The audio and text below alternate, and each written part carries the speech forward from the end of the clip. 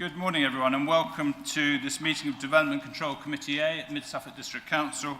My apologies, we started a couple of minutes late.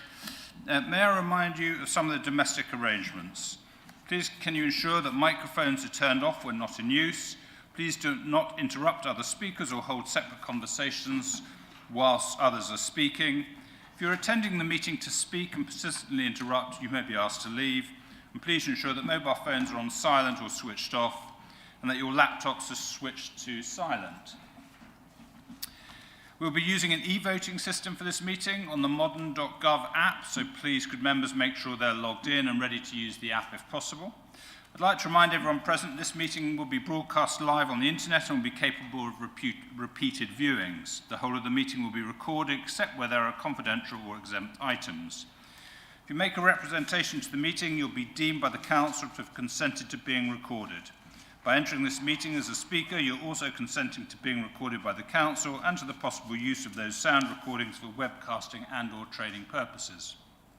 The Council, members of the public and press may record, film, photograph or broadcast this meeting when the public and the press are not lawfully excluded. If you do hear the alarms, please leave the building immediately via the fire exit and make your way to the assembly point at Ipswich Town Football Club. Follow the signs directing you to the fire exits at each end of the floor, and please do not enter the atrium, the ground floor area and walkways. If you're in the atrium at the time of the alarm, please follow the signs to the nearest fire exit. Please use the stairs and not the lifts, and do not re-enter the building till we're told it is safe to do so. Okay, so just quick introductions. We have Gemma Walker, the area planning manager, Ian Deprez, our legal advisor. We'll have case officers coming for each application, and we have the governance officers, Claire Philpott and Alyssa Norman. We have, in Mid-Suffolk District Council, the ward members may speak on an application in their ward but may not vote. So if you see someone crossing moving their seats, that will be the reason why. Okay, we'll move to the first item on the agenda. Apologies for absence and substitutions, please. Do we have any apologies? Thank you, Chair. We have apologies from Councillor Humphreys, Councillor Eburn and Councillor Matheson. Councillor Stringer is substituting for Councillor Eburn, and Councillor Warboys is substituting for Councillor Matheson. Thank you. Thank you very much. Do we need to receive any declarations of disclosable pecuniary interests and other registrable or non-registrable interests by members? Yes. Start down this end. Lives in my ward, is known to me personally. Yep, thank you, Chair. Item C, I will declare an interest in that item, and I will take no part in the debate, as I'm a director of the John Peel Centre, who is the owner of that building. So maybe leave the room for that item. Yeah, thank you. Any others? Yes, Councillor Field. Yes, just on the first item, 7A, I do know Robert Baker, who's involved obviously in Baker Farms. He's a fellow trustee of the Cobble Trust. I've discussed that with the legal representative and is happy that that's yes, non-prejudicial. Chairman, as Councillor Field did speak to me, and I've advised him it's properly declared, but I don't think it disqualifies him. Thank you very much. Anyone else? No. Okay, thank you. The next item is declarations of personal site visits. Do we have any? No, none to declare. Thank you. The next item is the minutes, confirmation of the minutes of the meeting held on the 7th December 22. Are there any points regarding accuracy of the minutes? No. Could I have a proposer then for them, please? Councillor Passmore and a seconder. Thank you. Councillor Mayor. Okay, so we'll now ask the governance officer to conduct an electronic vote. Thank you, Chair. Members, that vote is now in progress. Councillor Field, thank you. And I'm agreed as well. So I'm not Thank you, Chair.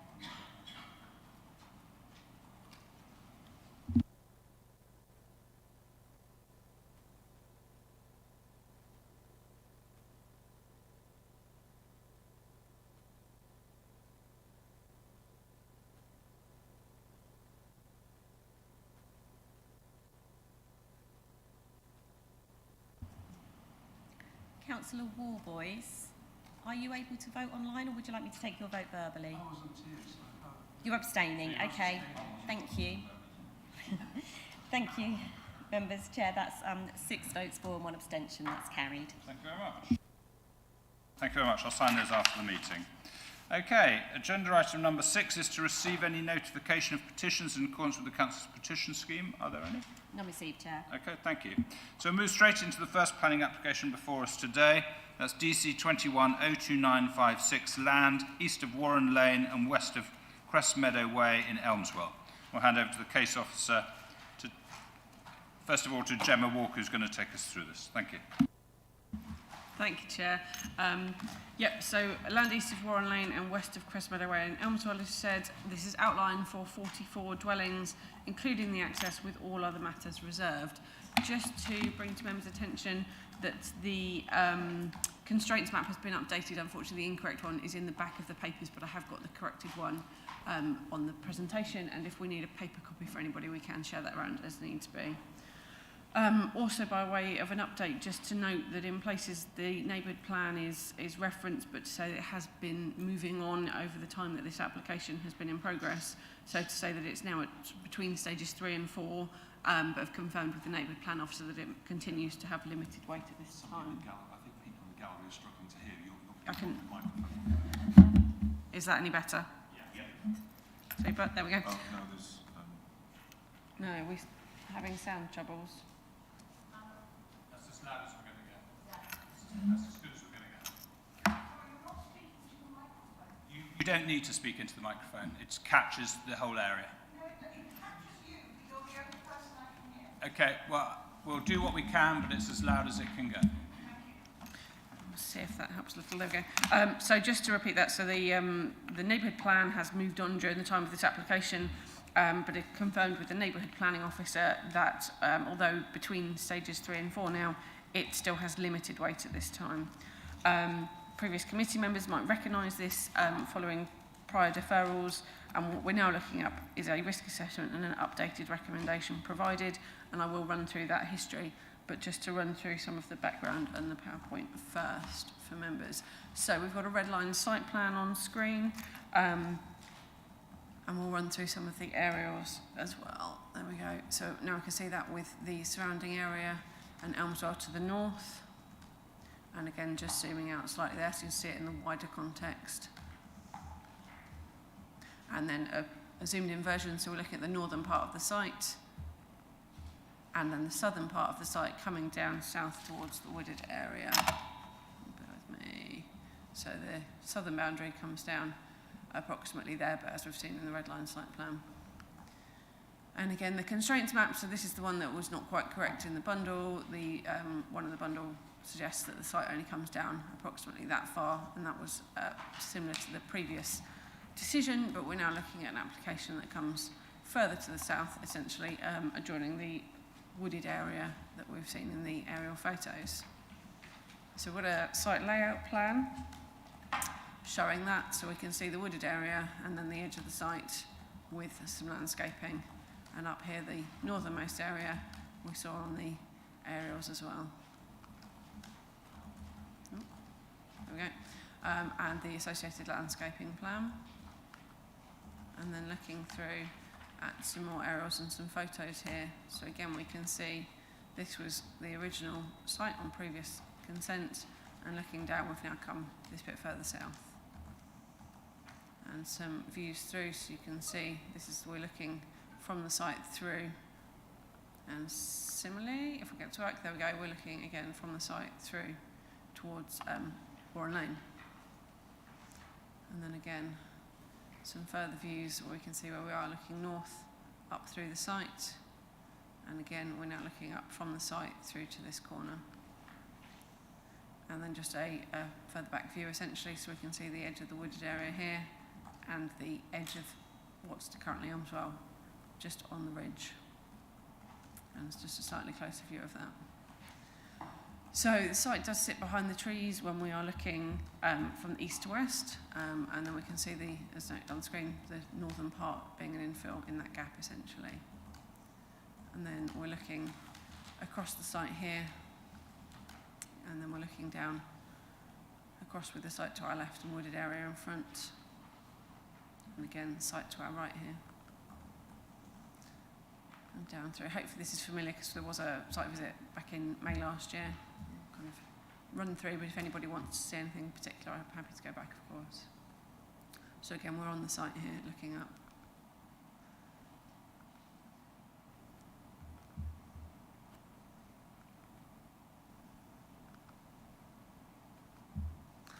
So, as mentioned, this had come to committee previously. The scheme was originally presented back in December 2021, and the recommendation is still there on page 41, and it was recommended for approval. It was then deferred for consideration of the impact from the quarry, and then returned to committee on the 9th of March 2022, and that's the report recommendation pages 23 to 26, and that confirms that the proposal wouldn't prejudice the quarry, and it would be for any future application to expand the quarry to consider the amenity of residents at that time. Following this, the committee requested a risk assessment for grounds of refusal on traffic, on the intrusion of the development area and housing into the countryside, again with respect to the quarry and the housing land supply position, along with a site visit, which, as mentioned, was undertaken in May last year. With regards to the quarry, this is not considered to be something that we would support as a ground for refusal. As the previous committee, the SEC Minerals consider that the housing won't prejudice the operation, and that any future application to expand the quarry will have to consider residents. So we're not suggesting that would be a reason that members would wish to carry forward. However, we do agree that harm is identified from intrusion into the countryside and traffic concerns. Also, the housing land supply position has changed significantly over the course of this application. The previous consent has expired, and in light of this progression through the council's housing land supply, it's now considered that the basket of policies is up to date. This wasn't the case when the application first came to committee. We were considering those policies to be out of date. So that's the change that's particularly happened in the meantime. So whilst there are some benefits from this proposal in terms of the strands of sustainability, thinking of the provision of housing, including affordable housing, and from construction, this is minor, particularly having regard to that strong housing land supply position. Noting that we're weighing in harm from landscape and from concerns about the risk to pedestrian safety from any residents walking southwards, is such that the proposal isn't considered to fulfil the requirements of sustainable development and would be contrary to the requirements of CS1 and CS2. And for those reasons, we're looking now to recommend refusal following that risk assessment, and that's set out on page 22. Thank you, Chair. Thank you. So we've got questions. Can I just ask the first one? So obviously this has been to us before, and members were particularly focused at the time around the items you say, but also the impact of the quarry. So are you saying that is not a consideration for us today, or it is with limited weight? What we are saying is that it wouldn't be a justifiable reason for refusal. We understand the concerns, but we've revisited them twice and been through those in a fair amount of detail, including with County Minerals, and they advise that that's not a concern from their side, and we don't think it's something that would justify a reason for refusal from our side. Okay, thank you. Happy to take questions. Councillor Passmore and Councillor Stringer. Thanks, Matthew. Morning, everyone. Because we had a site visit, I don't know how many members went, but that was very informative, and I certainly can't see that the impact of the quarry would be a reason for refusal. I was surprised how far it actually was when you go and see the site.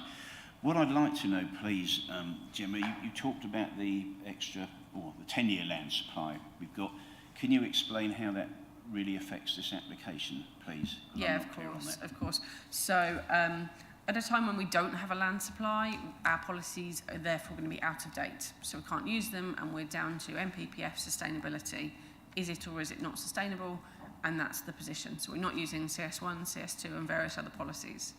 Since then, our housing land supply position has gone from strength to strength. I can't remember the exact figure, but we're now currently over 10 years. So we're saying we have significantly boosted the supply of housing land, and that is sufficient for us to decide that our policies, particularly thinking CS1 and CS2, are up to date. They are then have to be considered with their compliance to the MPPF. Now, what you cannot do is apply them in a fashion whereby inside the line is okay and outside the line is not okay. We still have to have sustainability as a consideration. And what we would say is in a key service centre or a town, they are more sustainable locations, so it might not be inside the line, but nonetheless, it would be a sustainable location. So there is a balance between CS1 and CS2 being up to date and some sustainable considerations. And that's what we're saying in this case. So CS1 and CS2 are up to date. We've got a land supply. That doesn't make them out of date. They are relatively compliant with the NPPF requirements, and the bits that this application breaches of CS1 and CS2 are the bits that are up to date, and that the harm resulting, so we're not thinking any benefit. Does that? And could I just have supplementary very quickly? Does this, would this area, is it included within our 10-year land supply or not? This application? The sorry. prior consent had expired, so that wouldn't have been included. I don't believe it's allocated, but I would have to triple check that. Councillor Stringer. Yeah, thank you. Being also one of the county councillors that bounds this quarry, I have to say I'm amazed at the response from the minerals team, given there another 3 complaints overnight. Sorry, it's not, Yeah. now it's not, it's No, just no. questions for No, clarity, not yeah, opinions, please. I was amazed at the response. Did they not give you any idea of the outstanding level of complaint from the existing residents in this area? Not that I'm aware of. This has been passed to me relatively recently, so it's been through other officers in the meantime, but not from the update that I have had that they weren't raising objection on that. You see, Councillor Field.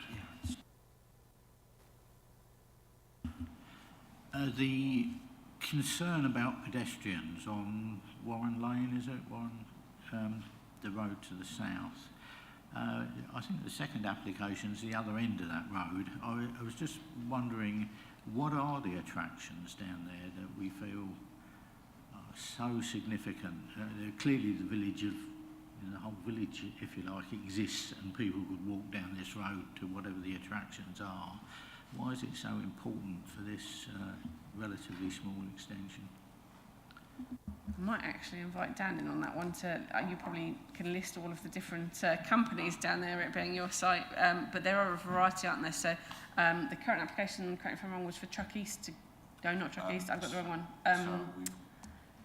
Sorry, let's put the microphone on. So present on the Lawn Farm Business Park site, we have Precon Products, we have Bacton Transport, and we have Truck East, and we have another application on the agenda before members for consideration later that would bring another user onto that site. So there's a cluster of employment employment sites down there that are local, and it's quite a big cluster. So it's not just people wandering down to the cafe for a coffee, it's employment use that's concerning it. Thank you. Councillor Mansell, you have a question. Well, I wanted just to check that we had done declarations of lobbying.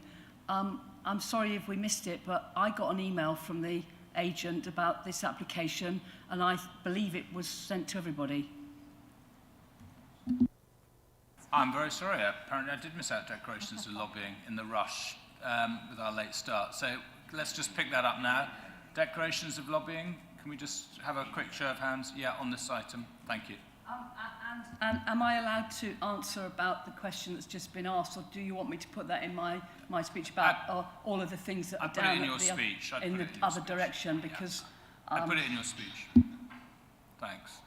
At this point, any other questions for clarity? Yeah, Councillor Thank Mayor. you. It may be my memory that's letting me down, but when this previously came before committee, you were recommending approval. The land supply hasn't changed since then dramatically. The quarry is not an issue. So why the fundamental change in your position? What is driving that? So it's a combination. I think in the original recommendation we had given weight to the previous consent. That's now expired, so we've got no weight to give to that. So we've got no consent. The land supply has boosted. Although we had a land supply, there was a time in which you still need to continue. It's not a cap, it doesn't limit our consents, and we've got to keep going. But I think it's now been recognised at appeal that having got 10 years, it's now so significant that actually, yeah, so it's just, it sways in that balance in that way. Thank you. No other questions? We'll move on. Okay, thank you. So next, I'll now hear from members of the public. First up is the Parish Council. We have Peter Dow. If you'd like to come up to the mic. If you remember that you have 3 minutes, and we do ask you to keep to that, please. And there is a timer up here. Thank you, Chairman. I've been asked to encourage members to back their officer in recommending refusal of this application. The community accepted the original proposal in 2018 for 38 dwellings within the development envelope at this visually sensitive, most southerly boundary of the village. However, it made vigorous protest at the suggestion that this site should be permitted to expand into the countryside. The approach up Warren Lane into the village is resolutely rural, a single-track road with informal passing places eaten into the bank. The view undulates as you drive uphill to approach the village with a clear delineation as to where the countryside ends and Elmswell starts. We make few claims to be a pretty village. We're well aware of the realities of development pressure and have accepted with reasonably good grace a generous proportion of housing development in the district. In this instance, we are asked to not only accept the original 38 houses linked to the 240 on Weatherden Road, but to agree to a total of 44 houses by allowing a significant and damaging incursion into the countryside. We suggest that there must be exceptional factors if this proposal is to be allowed to breach policy and introduce development creep beyond our village's southern boundary. Such factors might include the improvement offered to the quality, character or appearance of the area. We argue that the opposite is the case and that it would impact detrimentally on this key landscape on a main approach to the village. Or it might be suggested that Elmswell needs more houses and that the need is so desperate as to support the abrogation of the relevant planning, policy and guidance. A reason that Elmswell has taken a substantial element of development in the district and consequently has a very adequate range of housing, both established and emerging. Other factors commonly introduced regard a contribution to the economy and the vitality of our community.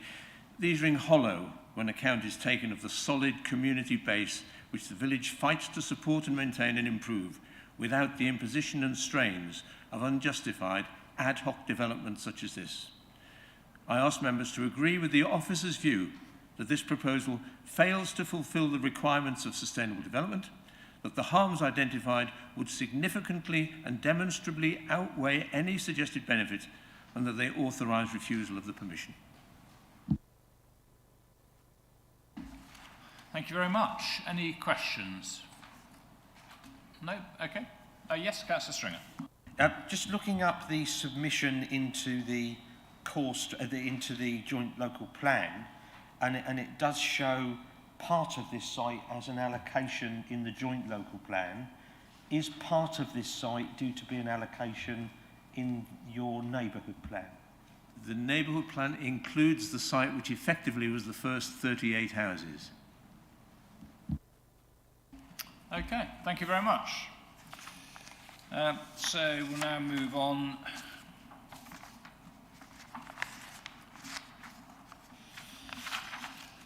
So we've got no objector, no supporter, but we have the agent James Bailey with Jamie Martin Edwards, the agent, and Bill Barker, the applicant, to take questions. And over to you, and again, 3 minutes, please. Good morning, Chair, members. We're here again to discuss the site off Warren Lane, Elmswell, and I'm joined this morning by the applicant and landowner Bill Baker and also Jamie Martin Edwards from our planning consultancy. It's disappointing that we find ourselves in this situation for a site that previously had a planning permission, has long been identified in the emerging local plan and is more recently being included within the Elmswell neighbourhood plan.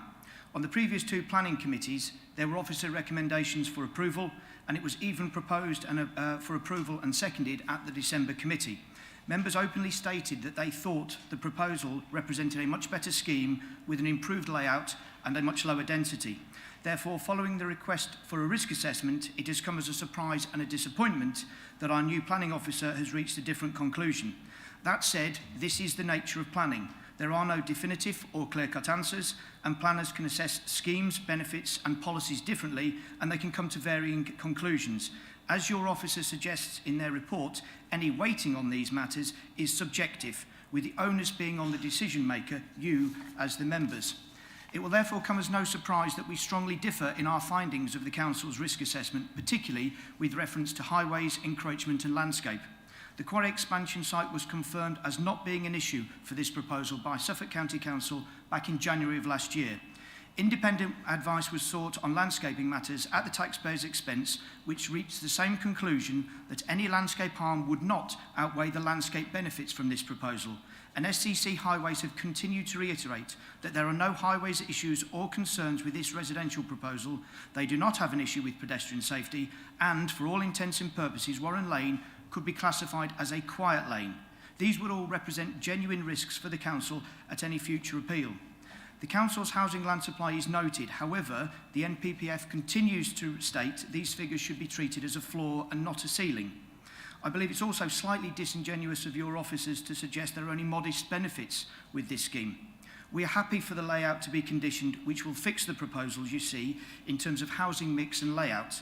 They would guarantee the delivery of 35% affordable housing and the delivery of 9 bungalows. Footpath connections were proposed that will link to the village, and members were encouraged by the pedestrian connections at the site visit. Additional passing places will be introduced along Warren Lane, along with physical safety improvements to Warren Lane, Church Road and the Cross Street Junction for all users to benefit from. Landscaping, open space and suitable subsystems will be provided which are accepted as biodiversity benefits, and there will also be financial contributions towards local education, as well as a contribution towards Elmswell and Woolpit's footpath and cycleway project. The question, therefore, before members today should be quite simple. Is this a better scheme than members previously approved? Are there genuine local benefits being provided? And does 6 dwellings above the 38 previously permitted undermine or add to the Council's local land supply? Thank you very much. Thank you very much. Thank you. Okay, do we have any questions? Yes.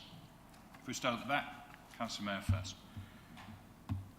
In the original application, was it up to 38 properties, or was it a definite 38 properties?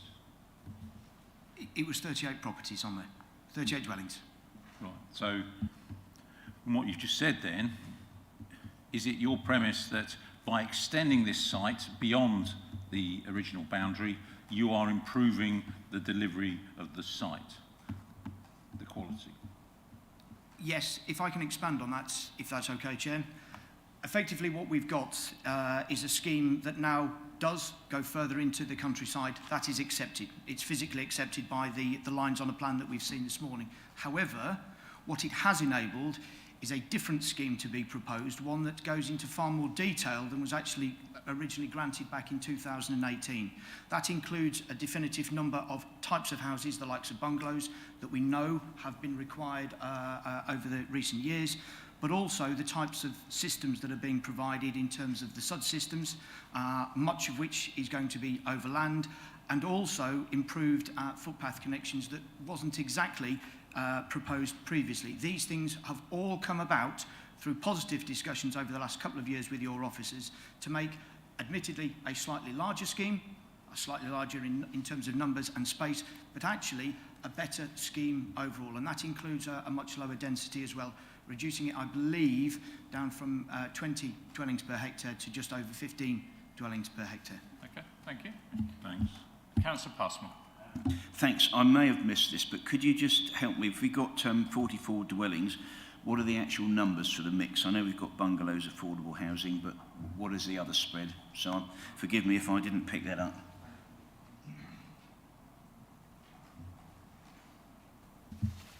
No problem at all. What we've got, and again, I would have to have a quick look through the actual accommodation schedule, so I do apologise, but this is set on our proposed layout plan. If that was to be approved as an approved document, the schedule that is set out on there, which includes the number of affordable houses, the type of affordable houses, and the number of bungalows, this could be guaranteed. And this would then be worked forward through any reserved matters. So what we've got in terms of the schedule summary, just so that I can read that out for everybody, is 44 units as a total. There are 4 one-bedroomed apartments. There are 4 two-bedroomed bungalows. There are 4 two-bedroomed houses, so clearly those different sorts. There are 5 three-bedroomed bungalows. There are 18 three-bedroomed houses, and there are 9 4-bedroomed houses. That's the makeup that has been provided and has been drawn on the layout in front of you. Thank you very much. Gemma, you wanted to come in? Yes, if I could check. It was just say on page 30 of the papers that application 4909 of 16 does say up to 38 dwellings. That is in the papers as from our system.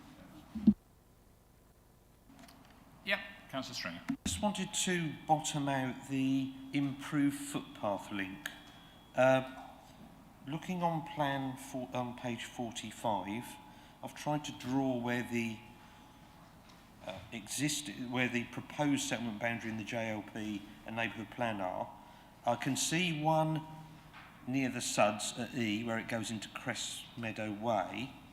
The only other footpath link I can see that isn't linking the houses in the beyond that boundary is point E far right on that, far bottom of that page.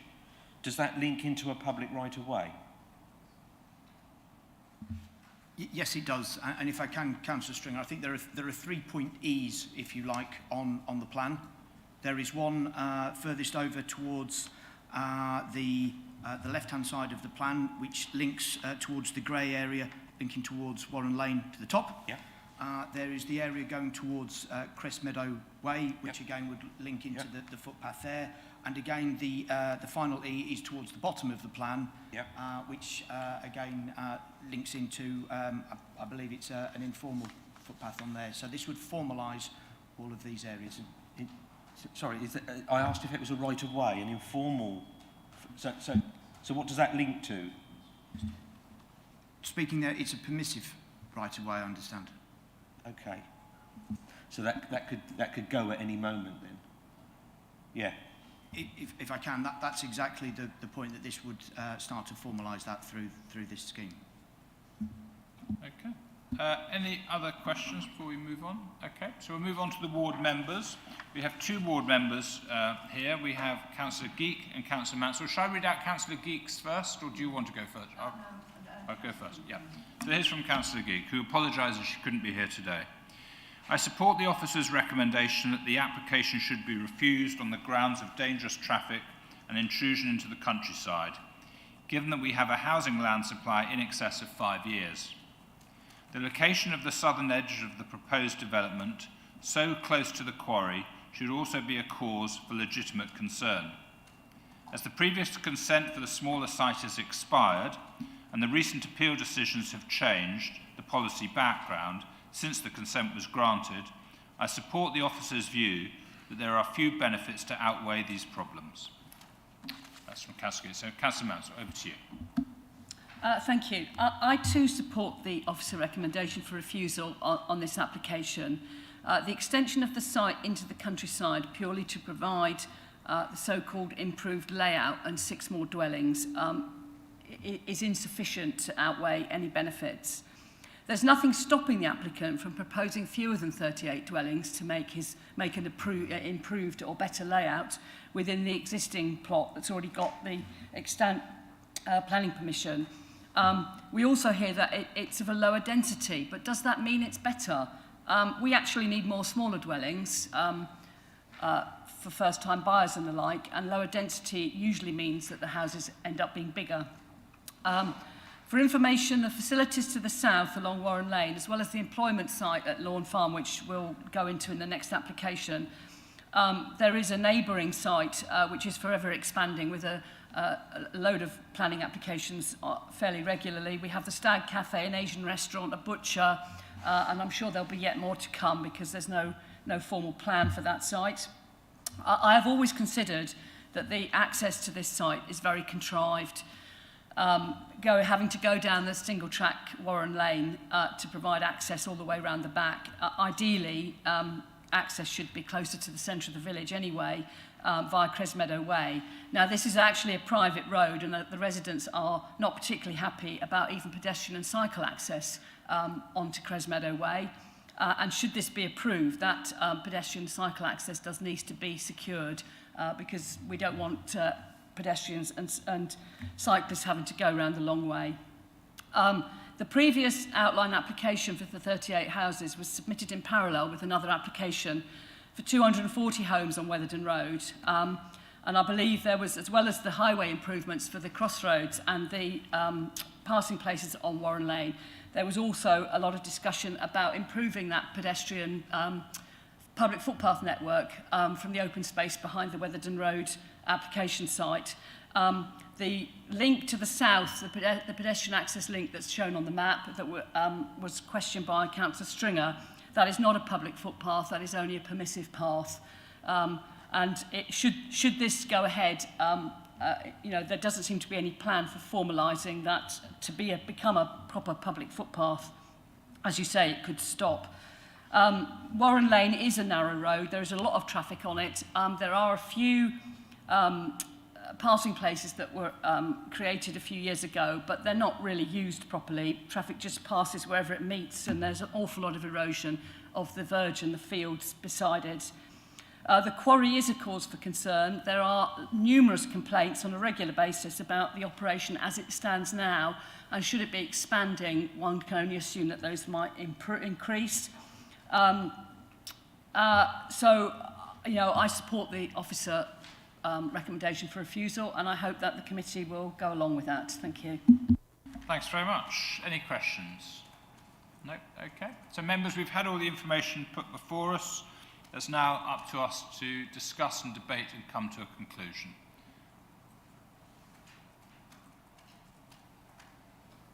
Councillor Stringer, you want to start off? I didn't want to come in, being an interloper on this committee for this one, but you're all being shy.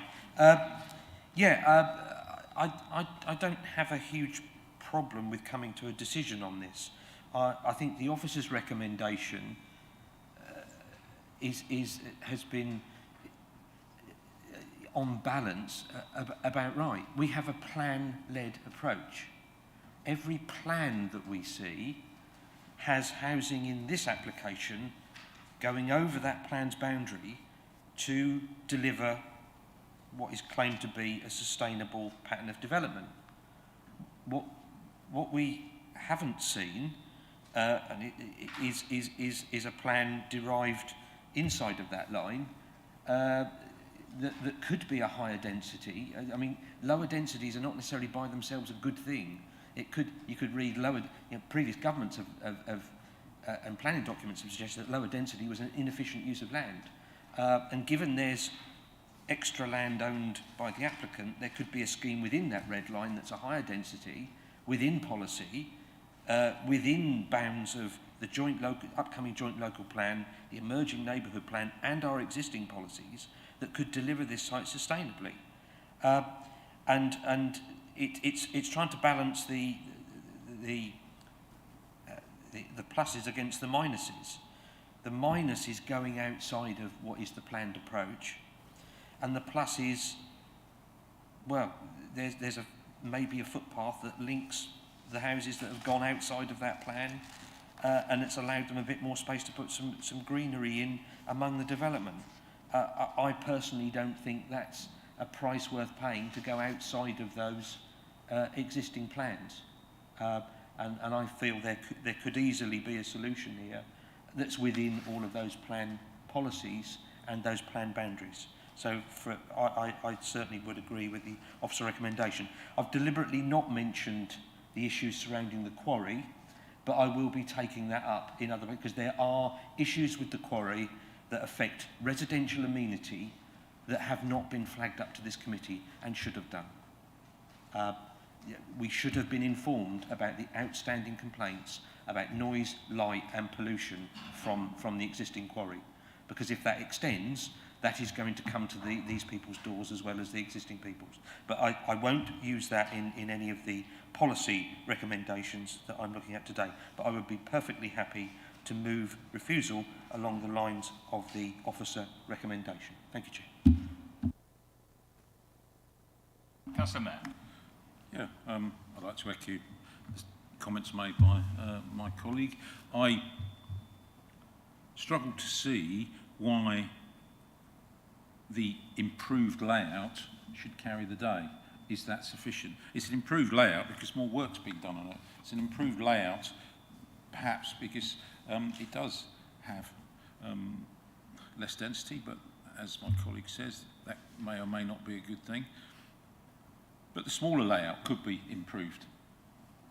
I don't see enough here to justify going beyond the outline, the lines that are drawn in the existing plans. So I am quite happy to second the proposal for accepting the officer's recommendation. Thank you. Councillor Passmore. Thank you, Matthew. Well, this is a particularly difficult one, and I have to say the site visit we had back in the summer was actually very, very useful. And the distance between the quarry, and I know that's not what we're looking at, I do think is worthy of note there. So I'm not entirely convinced that would cause a great deal of harm in that development. But I do accept what the ward member and others have said. I also do like the housing mix within this, and I understand where the officers are coming from and the change in approach here. But I shall listen to what others say before I decide on this. I just wanted to make those views clear. That housing mix, I think, is quite valuable for us in mid-Suffolk, particularly the smaller accommodation bungalows and so on. We do need more of those. So I'll hear what other people have got to say, and I certainly note about the land supply we've got there, which I think you put in the report is nearly 11 years, actually. It's nearer to 11 rather than 10. So I'm, for once, very, very unusually, rather sitting on the fence. Not my style, normally. Councillor Field. Thank you, Chair. I have to say that I find many of the arguments against this site have been disproved to my view. Certainly various authorities, for instance Highways, have suggested that the concerns are not valid. So in earlier occasions I've been in favour of this development. But I have to say it does encroach into the countryside for the sake of a small, half a dozen or so houses, and that we do have an 11-year land supply. We have got more than sufficient in the pipeline. So to me that questions the need for that countryside excursion. At the moment, I'm feeling that I am not going to support this application. Thank you very much. Everyone, yes, Councillor Warboys, you want to go? They're not coming after you. I think I've got to thank Councillor Field. He's actually given me a clue into this. It's the actual 6 additional houses for me that actually sort of bring forward the points the case officer made. Those additional 6 houses increase the risk to pedestrians along Warren Road. They further extend into open countryside, and it's balancing that harm, I think, against the economic benefits. So I find that Council Field, it's the original 38 houses are within the local plan, the neighbourhood plan, and it was that, I think it's that increase for me which actually really proves the case officer's comments. So I find I am supporting what the case officer said to not to approve this application. Thank you. I'm also going to support the officer's recommendation. I think the landscape's changed since it came to us before, and I understand why, and the case officer has explained the reasons why. I can imagine that the applicant is probably quite frustrated that there's been that change, and I recognise that. But that's why there is an appeals process where actually, if we refuse it, if the applicant feels that's not right, they do have the right, obviously, to go to the planning inspector to look at this. So, for me, I'm comfortable with the recommendation. I can see how the journey's changed and why the landscape has changed that's brought us to that, which is different to before. So I'll also be supporting that recommendation. Everyone's spoken, and it's been proposed by Councillor Stringer and seconded by Councillor Mayer that we support the officer's recommendation. So I'll now hand over to the governance officer to conduct the electronic vote. Thank you, Chair. Members, that vote is now in progress. Councillor Field, can I take your vote, please? So that's a vote for refusal. Thank you.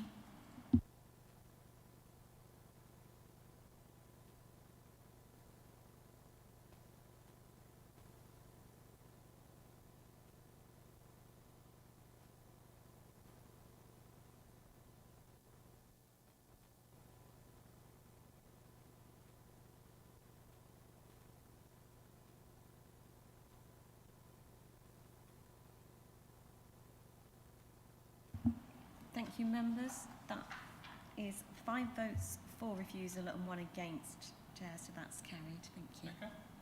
Thank you very much. Okay, so we'll move on to the next application before us today, which is DC 22-04002, land at Lawn Park Business Centre, Warren Lane, Woolpit. I'll now hand over to the case officer, Daniel Cameron, to introduce the application to committee. Thank you, Chair. So before we start processing through the presentation, I just wanted to make clear for members the scope of the application we have before us. It's what's known as a hybrid application. So we have one part made in full. So if we make a decision to approve, that part of the application could commence construction as soon as they're able. We have one part made in outline, such that that part would be subject to a further reserved matters application, and that would come back before members for consideration when that's made. The way that the decision notice would operate on that one is that we would split the decision notice. We'd make clear that one part of conditions would apply only to that application granted in full, and one part would apply only to that application granted in outline, and those have been set up for you in the recommendation at the end of the report. So what we have is we have the Lawn Farm Business Park, and we have plots 4 and 5 on that site coming forward for a B8 storage use with a Class EG office, and we also have an outline for plot 6 for flexible EG office, B2 light industrial, or B8 use to come forward at a future date. Members will note we're not too far away from the site previously considered in the previous item. Our aerial mapping shows the extent of the hybrid application here. Members will note that in the expanded we have Precon Products site here, we have the Bacton Transport site here, and we have the new site for Truck East just here to the west. Warren Lane is here to the north, linking into Elmswell. Woolpit is off to the west, and Hawley and Wetherden are located to the east, and we can just see the edge of Hawley Park in that image there. If we come to the constraints map, members will note we have 3 listed buildings, in particular Lawn Farmhouse and Lawn Cottage, both grade 2 listed, and we also have one across the A14, also grade 2 listed, but for the purposes of this application, the heritage team feel that these are the 2 most important assets affected. We've also on the edge of a special landscape area denoted by this area of dense woodland to the east. Our site is not within a special landscape area, but we are immediately adjacent to it. And we also have a public right-of-way running roughly north-south through the site and then under the A14 and out the other end.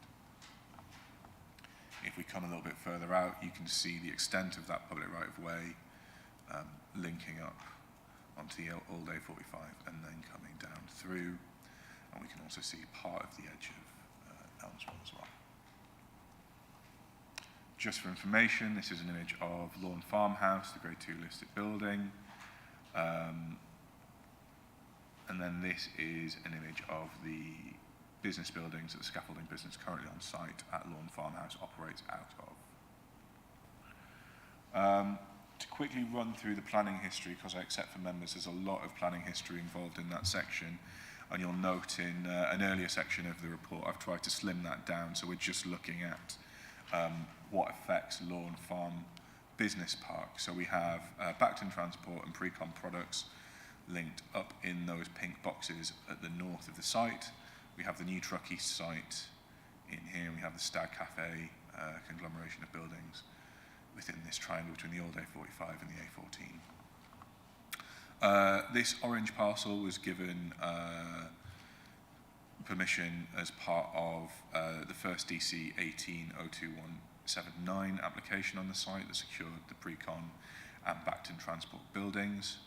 We then had outline permission granted on the yellow and green parcels of land under DC 19-03851 applications, and then the blue parcel of land has no planning history on it.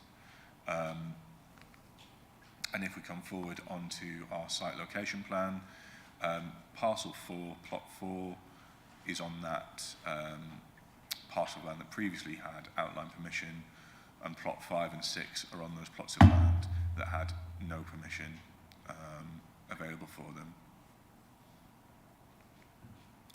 If we come to this colour plan, the yellow aspect of the site is what would be covered by the full planning application, and the green part of the site would be what's covered by the outline. So plot 6 is this small area bounded by the A14 and at the edge of the site, and plots 4 and 5 would wrap lawn farmhouse, farm cottage, and the intervening development in there.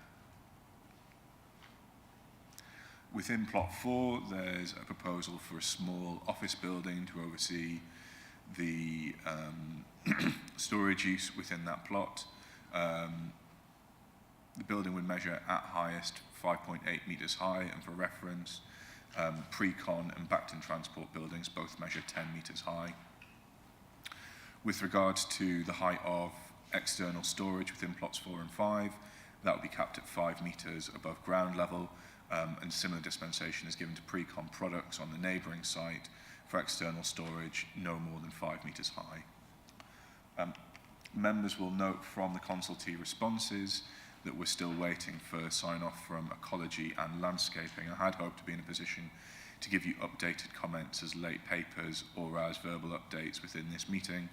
At present, I have no written formal comments from Place Services Ecology, although Sue Hooton has reviewed the district-level licensing application that has been submitted in regards to the issue around great crested newts, and has said that that looks to be sufficient, but we'll wait for formal comments from the ecologist who provided the initial comments on the site before agreeing that.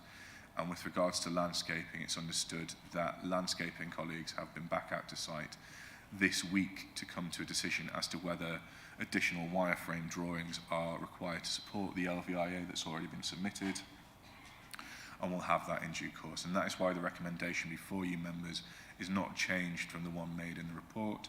It's to delegate authority to the Chief Planning Officer, subject to confirmation from ecology and landscaping that all matters are dealt with there, and we would have scope within that recommendation to apply whatever conditions ecology and landscaping felt were necessary in order to bring the application forward. If we go forward here. Vehicle tracking for HGV movements into and out of the site have been provided, and highways have no issue with the tracking of HGVs from within the site into it and then back out with regards to plots 4 and 5. Additional tracking may be required in respect of plot 6 when that comes forward, but that will form part of any reserve matters application in any event. The access into the site that was agreed as part of the DC 1801279 application is suitable for HGV traffic into and out of the site, and is capable of taking the additional HGV traffic flows. If we turn quickly to the landscaping plan, significant landscape buffers have been provided around the edge of the Bacton Transport site and the Pre-Con Products site, and is currently establishing. And the application before us proposes to continue that landscaping buffer down around the edge of the listed buildings and then around within the site as well to provide some additional screening to the south and to the west. We also have the arboricultural plan here. We've got existing Cat A, B, C and U trees on this boundary around Lawn Farmhouse and Lawn Cottage. Only one tree is proposed to be removed as a result of these works, and that is a category U tree of no amenity value. And I think that is located just here where that cursor is, so well away from the listed buildings. So the existing screening around the listed buildings would be retained as part of this application and then strengthened as a result of the landscaping works, which we would have, your officers would have full detail over. Turning quickly to the Suffolk HGV routing map, this is the updated map as live on their website. The A14 is a strategic route marked in red, and all lorry routes through the county are expected to utilise this where appropriate. The green mark here from junction 47A off the A14 down to junction 48 is a local access route, so only vehicles making their departure from or delivering to sites along this route are permitted to utilise it. So any HGVs leaving the site would be required to turn right out of the site, come up through Hawley New Street and then make their connection to the A14 at junction 48, and only off-coming traffic moving to the east would be able to use junction 47A. We wouldn't have any traffic travelling north along Warren Lane up into Elmswell, north-south down Warren Lane, Woods Road. It's not part of the route, and they would need to find alternative routes there. If you turn to some photos, this is the edge of Lawn Farmhouse, plot 4, looking south within the site. We've got the edge of Bacton Transport, we've got Precon Products further to the south, and then you can just glimpse the edge of the New Truck East building further south. The site is currently laid to grass, and we've got that run of trees existing along the edge of the Lawn Farm site, just on the edge of the image. We now have the view from the site further along Warren Lane. You can glimpse the edge of the SLA with the dense woodland. Warren Lane continuing here, and then we have the edge of the Precon product site here. And then this is a view within the site. So this is at the edge of the current site where that's working. This new plots are Harris fenced off. We have that SLA view in the background, and we have the planting around Lawn Farmhouse and Lawn Cottage, and this is a view over plot 4 and plot 5. And then this is a view across the site. The attenuation basin will be located off to the left of the image, and you can see the A14 running along the edge of the image there. Coming now to the view from the A14, we've got the Precon and Bacton sites in the distance, and then if we come slightly further north on the A14, you can get a view across plot 4, the screening around Lawn Farmhouse and Lawn Cottage, and plot 5. We come now to the views shown within the long view landscape visual impact assessment submitted as part of the application. This is from the edge of plot 6 looking east within the site. We've got Lawn Cottage here, Lawn Farmhouse here, screened by planting around, and then the SLA dense woodland off to the east. The attenuation basin is located in this area, and then we have the existing buildings on Lawn Farm. We have this view further into the site. You can glimpse the edge of Lawn Farmhouse, as shown in the earlier images. The A14 running along the edge of the site, the attenuation basin located here. And if we then come to Woolpit, we can see some views of the existing business park, plots 4 and 5, and then again the SLA. I think that's the last slide we have. No, we have one further on from the south, so we can see Precon and the blue Kingspan panels on the edge meshing well with the summer sky behind, but obviously accept members that we might have something different here, and we have the SLA in the background there. With regards to heritage impacts, we have a level of less than substantial harm. The setting of Lawn Farmhouse is already dominated by the scaffolding around it. An attention from Parish Council comments with regards to previous applications on the Lawn Farm site to bring forward housing development is that was refused due to its adverse impact on the setting of the listed building. Within the report, officers have looked at that inspector's report, and those dwellings would be located far closer on the other side of the existing screening around Lawn Farmhouse. And given the business use already in place and the impact on the setting that makes to Lawn Farmhouse, your heritage officers have recommended a low level of less than substantial harm. And with regards to the balancing as required by the MPPF, officers consider that in regards to the expansion of the site, which is part of the joint local plan for employment allocation, it's recommended that the balance in terms of the additional full-time employment offered and other benefits of the site are such that it's acceptable in that regard. I'll pass over now to members for questions arising from the report, and I'll let you move on to debate. Thank you very much. Questions? Can I just ask a quick couple? So on the parish council says that in the past, let me just find the page, on page 49, that on several occasions applications and appeals for 5 dwellings on the farmyard site and the scaffolding site have been refused because of their closeness to the listed buildings. So could you just explain, if that is the case, why Heritage think that that's not acceptable, but this is, just so we can have some clarity on that point, please?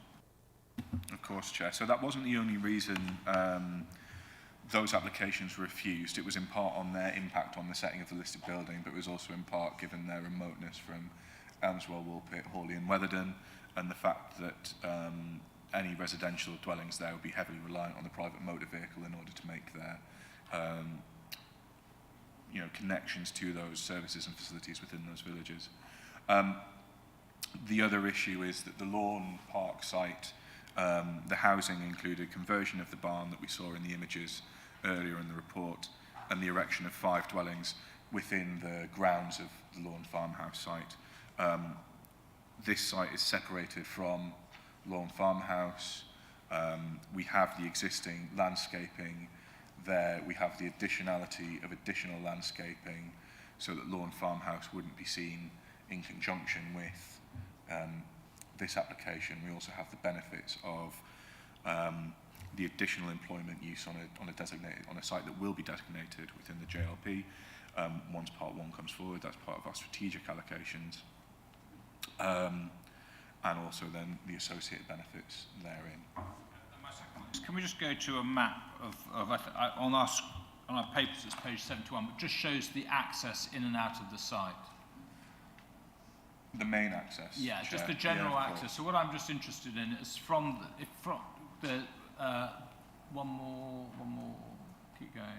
Well, I think this might be the best. Yeah, so can you just explain the access in and out of the site for the vehicles, just so we're really clear? Yeah, so we have an access onto the old A45 here at this point. This was brought in as part of the original application that brought forward the pre-con and Bacton transport onto the site. Both users utilise HGV vehicles for their business movements. This access, it's a nice wide access. Highways are content that there is sufficient scope within the construction of the access to take the additional HGV movements that would be created by plots 4 and 5.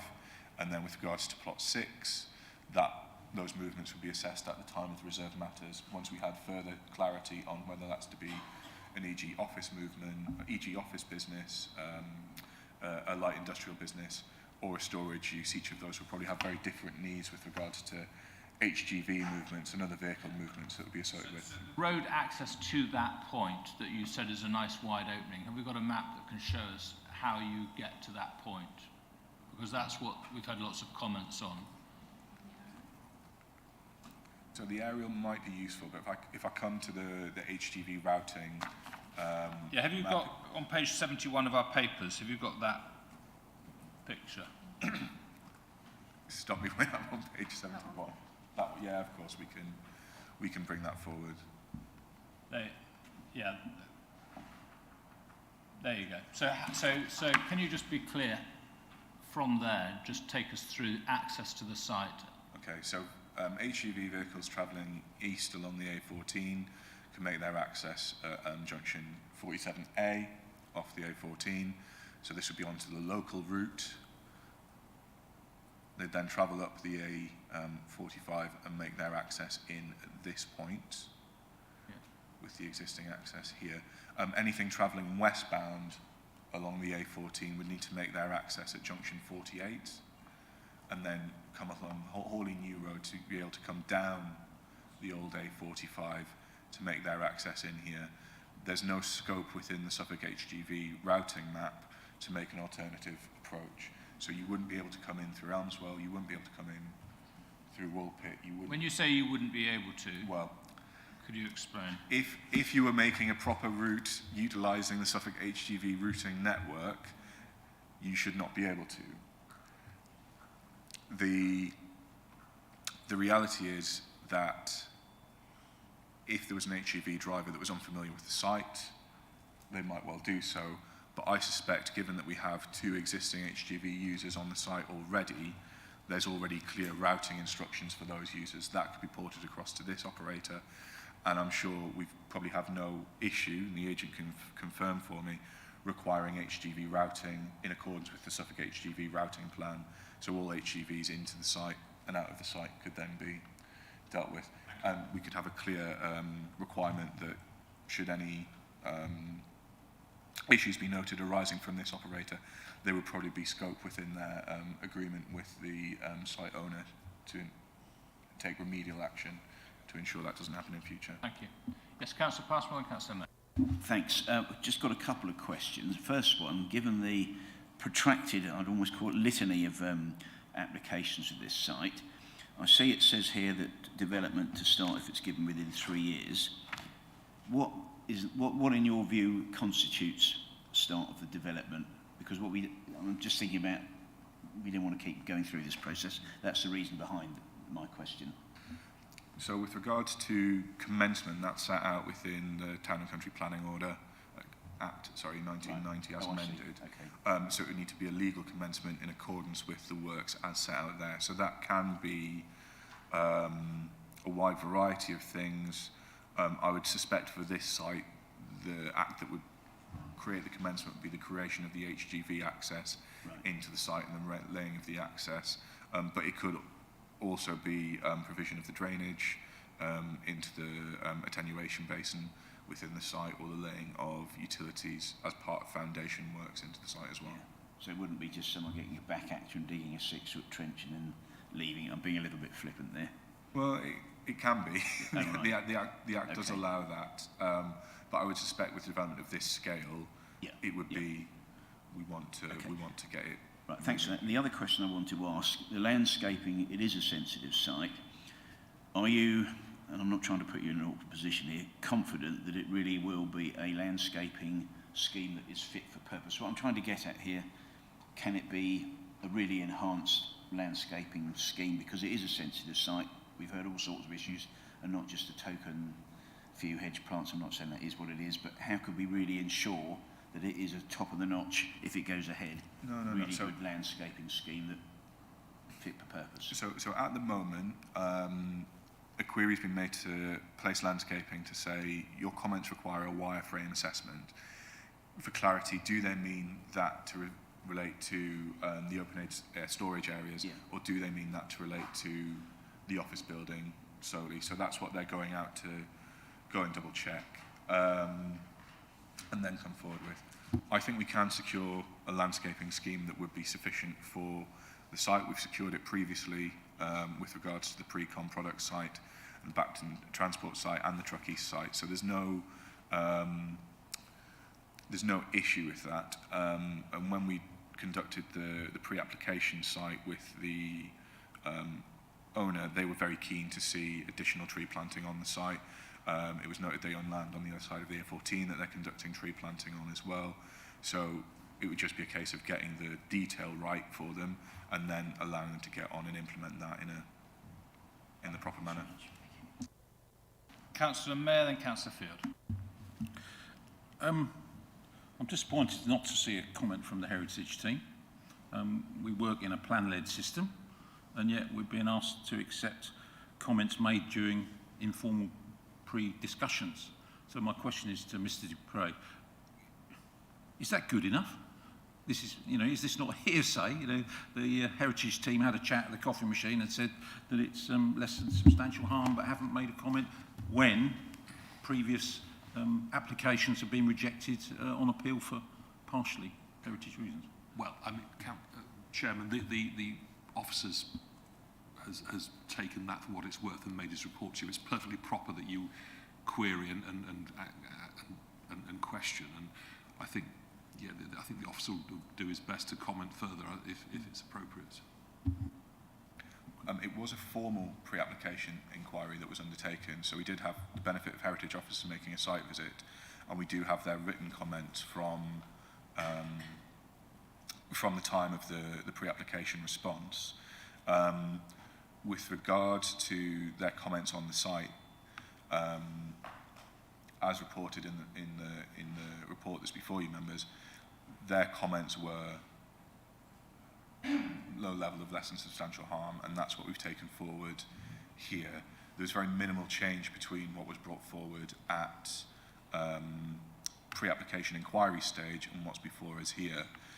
It was always for full on plots 4 and 5 with additional landscaping, acoustic barriers, etc. to be put up to create that boundary between this site and Lawn Farmhouse and Lawn Cottage.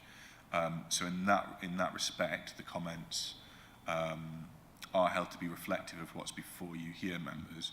The issue that we generally have here, and it's probably something that we've made comment on with regards to other applications that our heritage team haven't provided us up-to-date comments for, and we are reliant on their pre-application comments for, is that those are the comments that we have. We can ask them for the response. It's disappointing that we don't always get a full response for members to have that clarity on that issue for. But we do have their pre-application comments, and in this instance, my view is that because there has been so little change, that their comments would still apply in regards to this application. But members may wish to take a different view, and if that's the view the members take, so it seems strange, in your opinion, and I think, Mr. Chairman, I think the officer's been put in an invidious position. It would have taken very little effort for the heritage team to say that my comments have not changed since pre-discussion. They haven't done so, and I think they've put the officer in a very difficult position. Thanks. Especially with the history of the site. Councillor Field. Thank you. Just a couple of points. One, there's quite a passionate letter from the owner of Lawn Farm about disturbance, impact on their amenity. What have we done about that? I mean, are we totally convinced that the acoustic fencing is going to be an adequate preventer of that sort of disturbance or rejection? Second point is that this is another development in the countryside, and we've just rejected one that's within a stone's throw. Probably, if you're good with a stone, it is. A close-by site that says for housing that we have a 10-year supply, and therefore we don't want to see incursion into the countryside. Excuse me. Is there an equivalent for this? This is an employment site, clearly, which is different. Do we have a record of how we're doing with employment land that we could... so we have a lack, and therefore this is essential, or we have a surfeit, and therefore this isn't vital at all? Thank you. In terms of impacts on light and noise pollution, our environmental health team consider that, subject to conditions, the impacts of noise and light should be made acceptable. With regards to noise, that includes agreeing hours of work, hours of noisy work, creation of the acoustic fence as required by the acoustic report. So we've put those conditions in, and we've put similar conditions in the outline with regards to lighting and noise as well, so that we have those details to consider concurrent with the reserved matters, so that when we get that forward, we know what those impacts are going to be, and we can address those when the reserved matters comes before us. With regards to employment land supply, I would suggest we maybe don't want to look too deeply into that. Councils generally struggle with meeting their required targets, and there are quite often appeals where councils look to protect employment land when there isn't a record of employment development coming forward to take up that land. I will have a little look through our system and see if I can find something in the annual monitoring report for you, and I can report back later in debate. In general, with regards to the location of the application site, it's adjacent to an existing business use. it's coming forward as part of Strategic Policy SP5, which would form part of the first part of the joint local plan, as I understand it, such that we would be giving an employment use to that site more generally in the future. But I think when we look at policy CS1 and CS2, yes, we are outside the settlement boundary, yes, we are in the countryside, but if we have regards to the MPPF and the age of the policies contained within the development plan with regards to employment policies, paragraph 84 in section 3.5 of the report says that we should be supporting sustainable growth of businesses even located in rural areas. And paragraph 85 says that to meet those needs we may have to find sites outside of the settlement boundary that are not well served by public transport. So I think if we were looking to oppose the application on that basis, we would need to be able to demonstrate what the harm was. But I'll come back to members with an update on the employment land supply issue as well. Okay, Councillor Warboys. Thank you, Chair. Yes, two questions, really just coming from comments from the Parish Council. One is there's mention of a footbridge over the A14, which doesn't appear to have been sort of looked at in any depth or as to where it's going to be. But the other question is the employment on the site is looking to double from 300 to 600. There's no comment from Anglia Water because there's no connection to the main sewage system. So my question is, how is this going to be managed? It's a considerable number of people to be looked at from a safe and healthy point of view. So with regards to the full application, we only have 20 full-time new employees being created. So we're not seeing a jump from 300 to 600. We're seeing a jump from 300 to 320. And then with regards to plot E, as and when that comes forward, we can assess that at that point. Just getting into the annual monitoring report to see if we have anything on the employment land issue, but I will come back, and it might be one that actually the agent is able to provide answer to with regards to sewage on site, because from the top of my head I can't answer that question for you, but again I'll try and find the information for you members and report back. Thank you. And the footbridge? With regards to the footbridge, we've got quite a small increase in the number of employees being created. I'm not necessarily sure that the footbridge is required to mitigate the impact of this development. I'm not 100% sure whether the land to site the footbridge would be within the ownership of the applicant, such it would be then be creating a third-party land issue. And nothing to that extent has been raised by Suffolk Highways as a requirement to mitigate the impact of the development.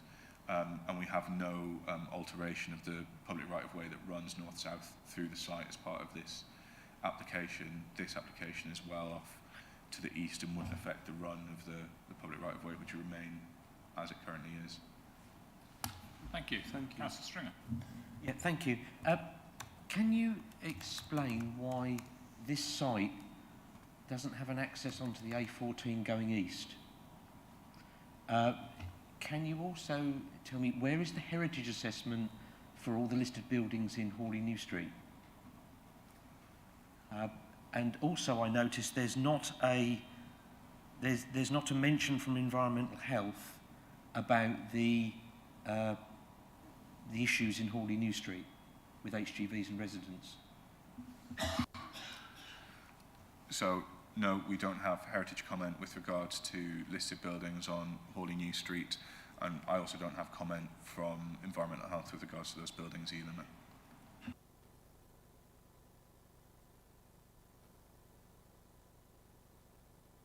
Can I just ask the legal advisor and the head of planning, we're missing key information on an application before us, which members are already at this early stage asking where they are. They're feeling that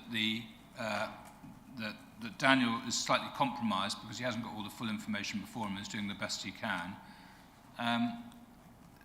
It feels pretty unsatisfactory to me as chair that we actually proceed with this item.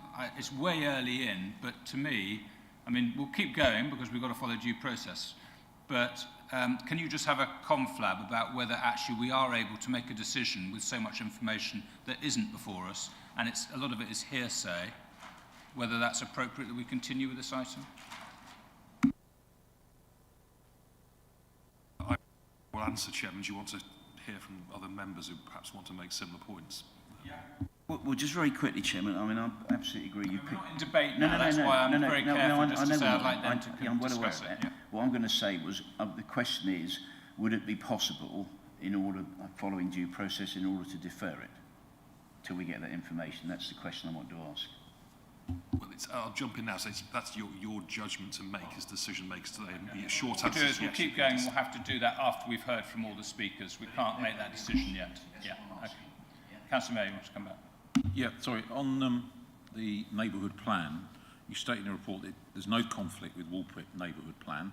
I note the area is allocated for potential sites for housing, and also note that they support growth of industrial uses on brownfield sites. I haven't looked through the whole plan, but is this site actually allocated for industrial site within their plan? So within the adopted development plan, it's not allocated, but then the development of Backton Transport, Precon and Truck East has all come forward in the intervening period. It will be allocated within part 1 of the joint local plan as that moves forward. I don't know that it's allocated within the Woolpit neighbourhood plan, but they do have a policy with regards to provision of additional, which notes preference for brownfield sites. But I think given the direction of the MPPF doesn't make that distinction, but also there would be a certain spatial logic that went with if we have additional HGV users, it would be beneficial in terms of resources to direct them towards an existing business park which has connection for HGVs. My question really is, do you still support that there is no conflict with the Woolpit neighbourhood plan? Yes. Okay. Interesting. Thanks. Okay. Any other questions for clarification before we move on? No? Okay. So we obviously can't get into debate yet. We need to hear from all the relevant people, then come decide how we want to play that. But if I could ask you guys just to confer before we get to that point, please. So we'll now move on to speakers, and we have the Parish Council. If you'd like to come forward. And we have a timer here. You have 3 minutes. Mr. Chair, before you start your egg timer, I'm sorry, but you really do need to do something about the sound in here. We, sitting at the back, are at a disadvantage. We really cannot hear mainly what the councillors say, but it is getting very difficult. Okay, and I think perhaps a little training on projecting would be useful. Right. You can turn your egg timer over now. I'm Julia Ewens, and I'm chair of the Woolpit Parish Council. Once again, we see the planning system using double standards, particularly in this case when dealing with listed buildings. The officer's report at 9.4 said that the inspector had refused the scaffolding site for housing, saying it was harmful to the setting of Lawn Farm.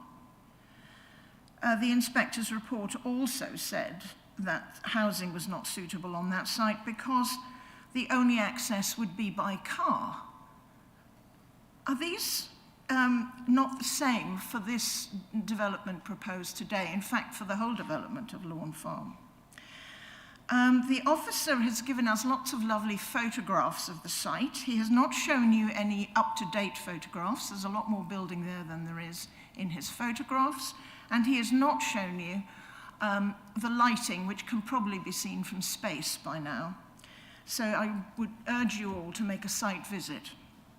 and to go at dusk to see the lights. At 4.1 in the officer's report, we are told the A14 is a key HGV route. But this site is not on the A14. Yes, there is access off the A14 to the site, but if you wanted to get back on the A14 to roughly to Woolpit, it's a 12-mile round trip. People are not making it. The officer says that the HGV movements is strictly controlled. No, it isn't. A few small signs saying, quote, unsuitable for large vehicles does not stop heavy traffic taking shortcuts. And that's to say nothing of the private car movements. The Woolpit neighbourhood plan asks for good access to the A14. It does not imply any development would be acceptable. There must be better traffic management. Please don't pass the buck on this. Local residents' lives are being made miserable. Even the manager of one of the other businesses already on the site is now campaigning for the old A45 to have speed limits on it. At 6.1, we are told the area will be for outdoor storage. Presumably, the items stored are for sale. How many extra vehicle movements, both in and out of the site, will this incur? The local residents are going to hear an awful lot of movements within the site. Your last sentence, please. Your time is up. Therefore, the Woolpit Parish Council urges you to refuse this permission. Thank you. Thank you very much. Any questions at all? No? Okay. Thank you very much. Thank you. Thank you.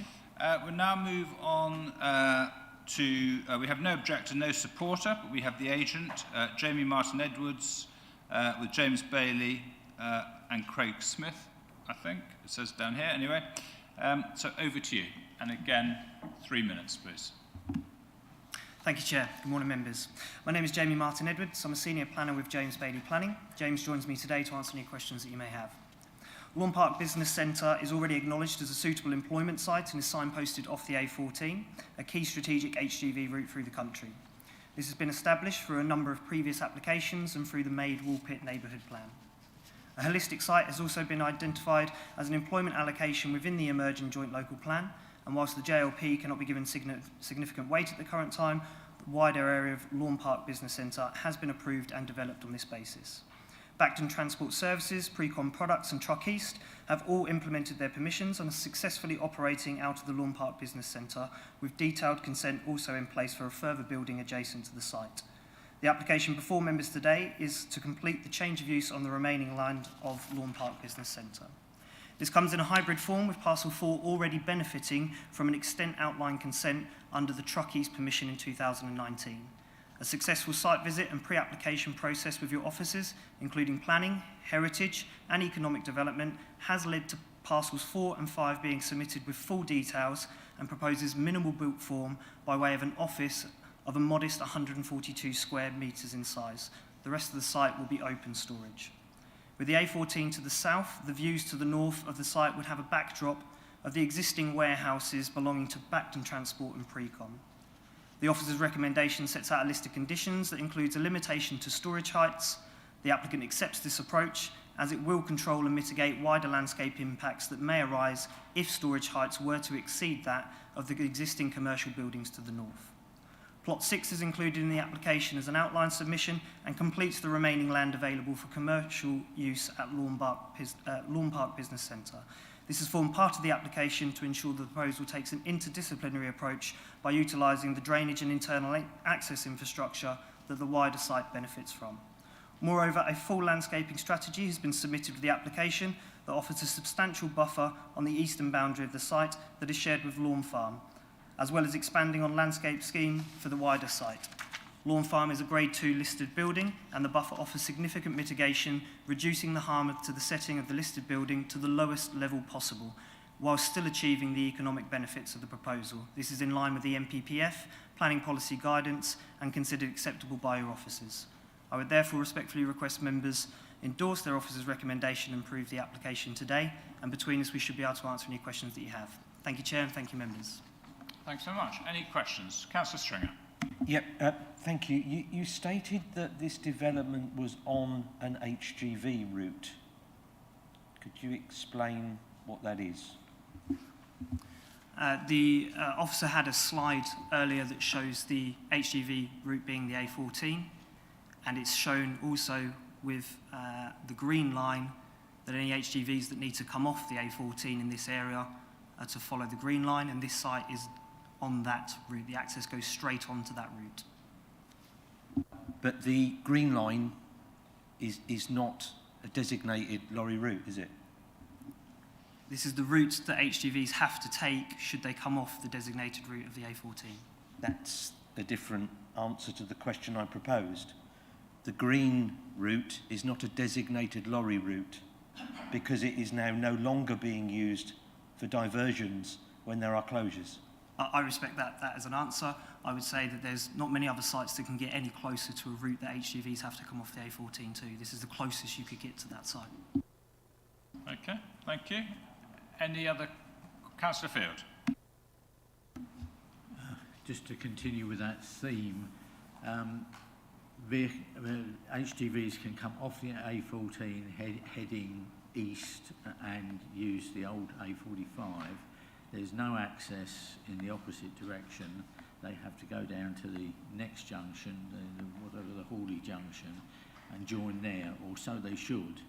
The implication from parish comments and things is, in fact, they don't. They take shortcuts through Woolpit. What action is being proposed to ensure that doesn't happen? So the planning officer indicated earlier in regards to conditions to ensure that HGVs take a specific route, and that the landowner could take legal action should any tenants on the sites and their employees not take those routes. The landowner would be more than happy to take that on as an acceptable condition in this instance. In terms of the wider network, the Warren Lane site up into Elmswell is weight restricted, as is into the centre of Woolpit, is my understanding. Clearly, employees, if they're not taking due care and attention to the road signage, then that is a matter that needs to be taken up to businesses in terms of their employees. It's not necessarily a direct planning matter, but we would happily accept that condition as the planning officer previously indicated to. Thank you. Any other questions? No? Okay, thank you very much. So we'll now move on to the ward member. We again have two ward members here. So shall I go first from Councillor Geek? Okay, so this is from Councillor Geek. I'd like to comment on three aspects. Firstly, traffic. Secondly, the setting of the listed buildings. And thirdly, lighting. Traffic. As Woolpit Parish Council have said in their consultation response, it will not be possible to control travel routes to and from work for those employed at this business park. It is easy to enter but impossible to leave without driving through either Elmswell, Woolpit or Hawley New Street, past houses fronting on the roads of these villages. There is no public transport or safe pedestrian access to the site. We say this every time there is a new planning application in this area, but sadly it never seems to have any effect. What's new this time is that Bacton Transport, one of the tenants on the existing buildings, are now trying to get a reduced speed limit for the A14 exit road, the old A45. Their argument is that the increasing volumes of traffic means there is a developing risk of serious accidents. So it is becoming dangerous for you to enter the area as well as unpleasant for residents when you leave. The second point is around the setting of the listed buildings. The late 17th century lawn farm may have been built as a larger replacement for the earlier 17th century lawn cottage. The relationship of these buildings to Woolpit Heath is interesting. Both buildings were just off the edge of the heath in the 18th century, as shown on the Hodgkinson's map of 1783, but built on land that was part of the heath 200 years earlier, as shown on the Swinnerton Park map of 1568. In the 1560s, the heath clearly ran right up to the edge of what is now Hawley Park, so the two buildings were probably built, as usual, on what was at the time the edge of the heath, and they may mark an early stage in the piecemeal enclosure of the medieval heath. At previous meetings to consider developments in this area, councillors have commented that we've already damaged the setting of these Grade 2 listed buildings, so we may as well continue. Equally, in 2021, the appeal inspector for the application to build 5 houses close to Lawn Farm said the development is already undertaken at the business park adjacent and has a negative effect on the setting of the listed building, and it will eventually permanently erode the relationship the farmhouse previously had with the open and undeveloped fields to the west. These open fields to the west are, or perhaps I should say were, the remains of Woolpit Heath. The inspector also said, however, that the harm that would be caused to the setting of Lawn Farmhouse by other developments would not justify further harm. And the further harm is exactly what is being caused by this application. Lighting. Until Lawn Park Business Centre began to be built, the outskirts of Woolpit and Elmswell along the A14 to the east consisted of an attractive tree-fringed green field with wide views of classic Suffolk farmhouse, and the listed building of Lawn Farm. It is now a grim industrial landscape, with bleak sheds and row after row of lorries and harsh lighting that appears to be on 24 hours a day. When you cycle past on the smaller roads at night, the lights are blinding. The light pollution is affecting the whole of both villages, and goodness knows how the wildlife is faring. This is despite the fact that we were given to understand from previous applications that the lighting was the minimum possible. So if you're minded to approve this application, please can we not have any increase in light pollution? If extra lighting has to be found for this new area, please can there be a quid pro quo in reducing the overall glare, which is both harmful and unpleasant. And that's from Councillor Geek. Now hand over to you, Councillor Mansell. Thank you. I cannot support any further commercial development in this location without any improvements to junction 47A of the A14 to make it a proper full access junction in both directions. The report suggests that there is good access for HGVs already established with the other companies already operating at Lawn Farm, but there is only access from the eastbound carriageway of the A14.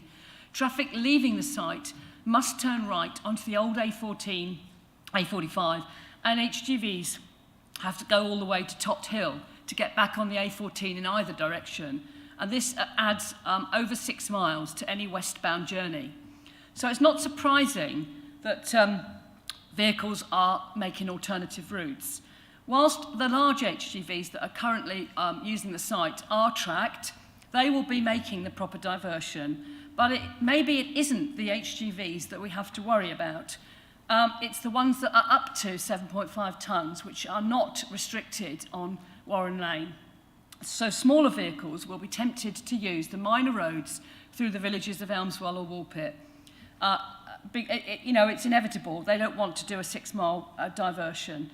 So Warren Lane Elmswell does have a 7.5 tonne weight restriction. So largest vehicles are not able to use it legally. But it is the number of smaller lorries which general public find it very difficult to tell the difference between an under 7.5 tonne lorry and an over 7.5 tonne lorry. So we regularly get people saying there are lorries using Warren Lane. They'll be the ones that are under 7.5 tonnes, and they are still pretty big. It is a narrow single lane road, as we have discussed in the previous application, with a handful of pretty useless passing places and no pedestrian path. In the other direction from Lawn Farm, we have Wood Road and Warren Lane Woolpit. They do not have the benefit of any weight restriction and are regularly used by large vehicles. If these vehicles want to head west on the A14 and they end up going through the middle of Woolpit, there is an almost hairpin corner where they need to turn right at the bottom of Warren Lane.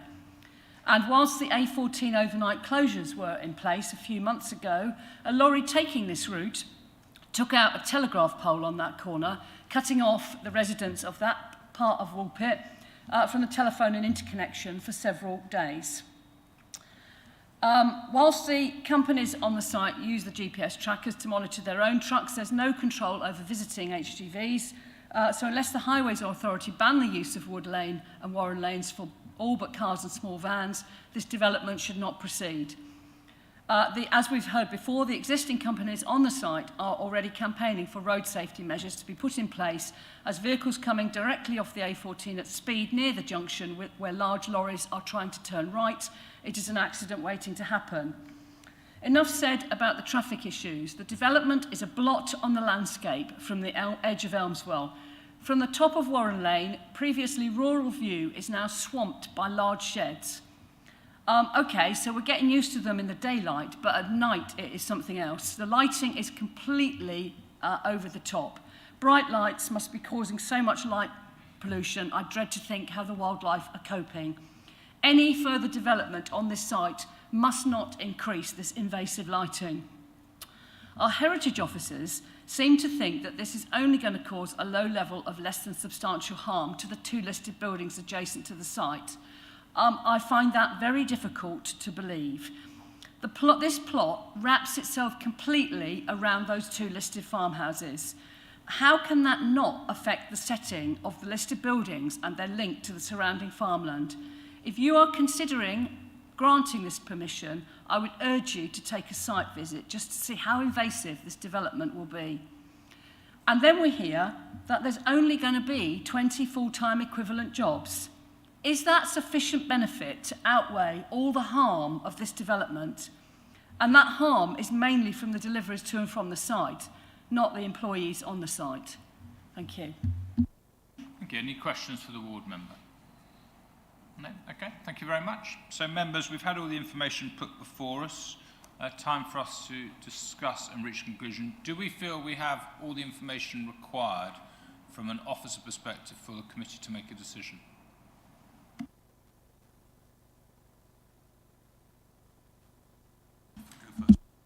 Well, I was going to say, did you want 5 minutes just to check through?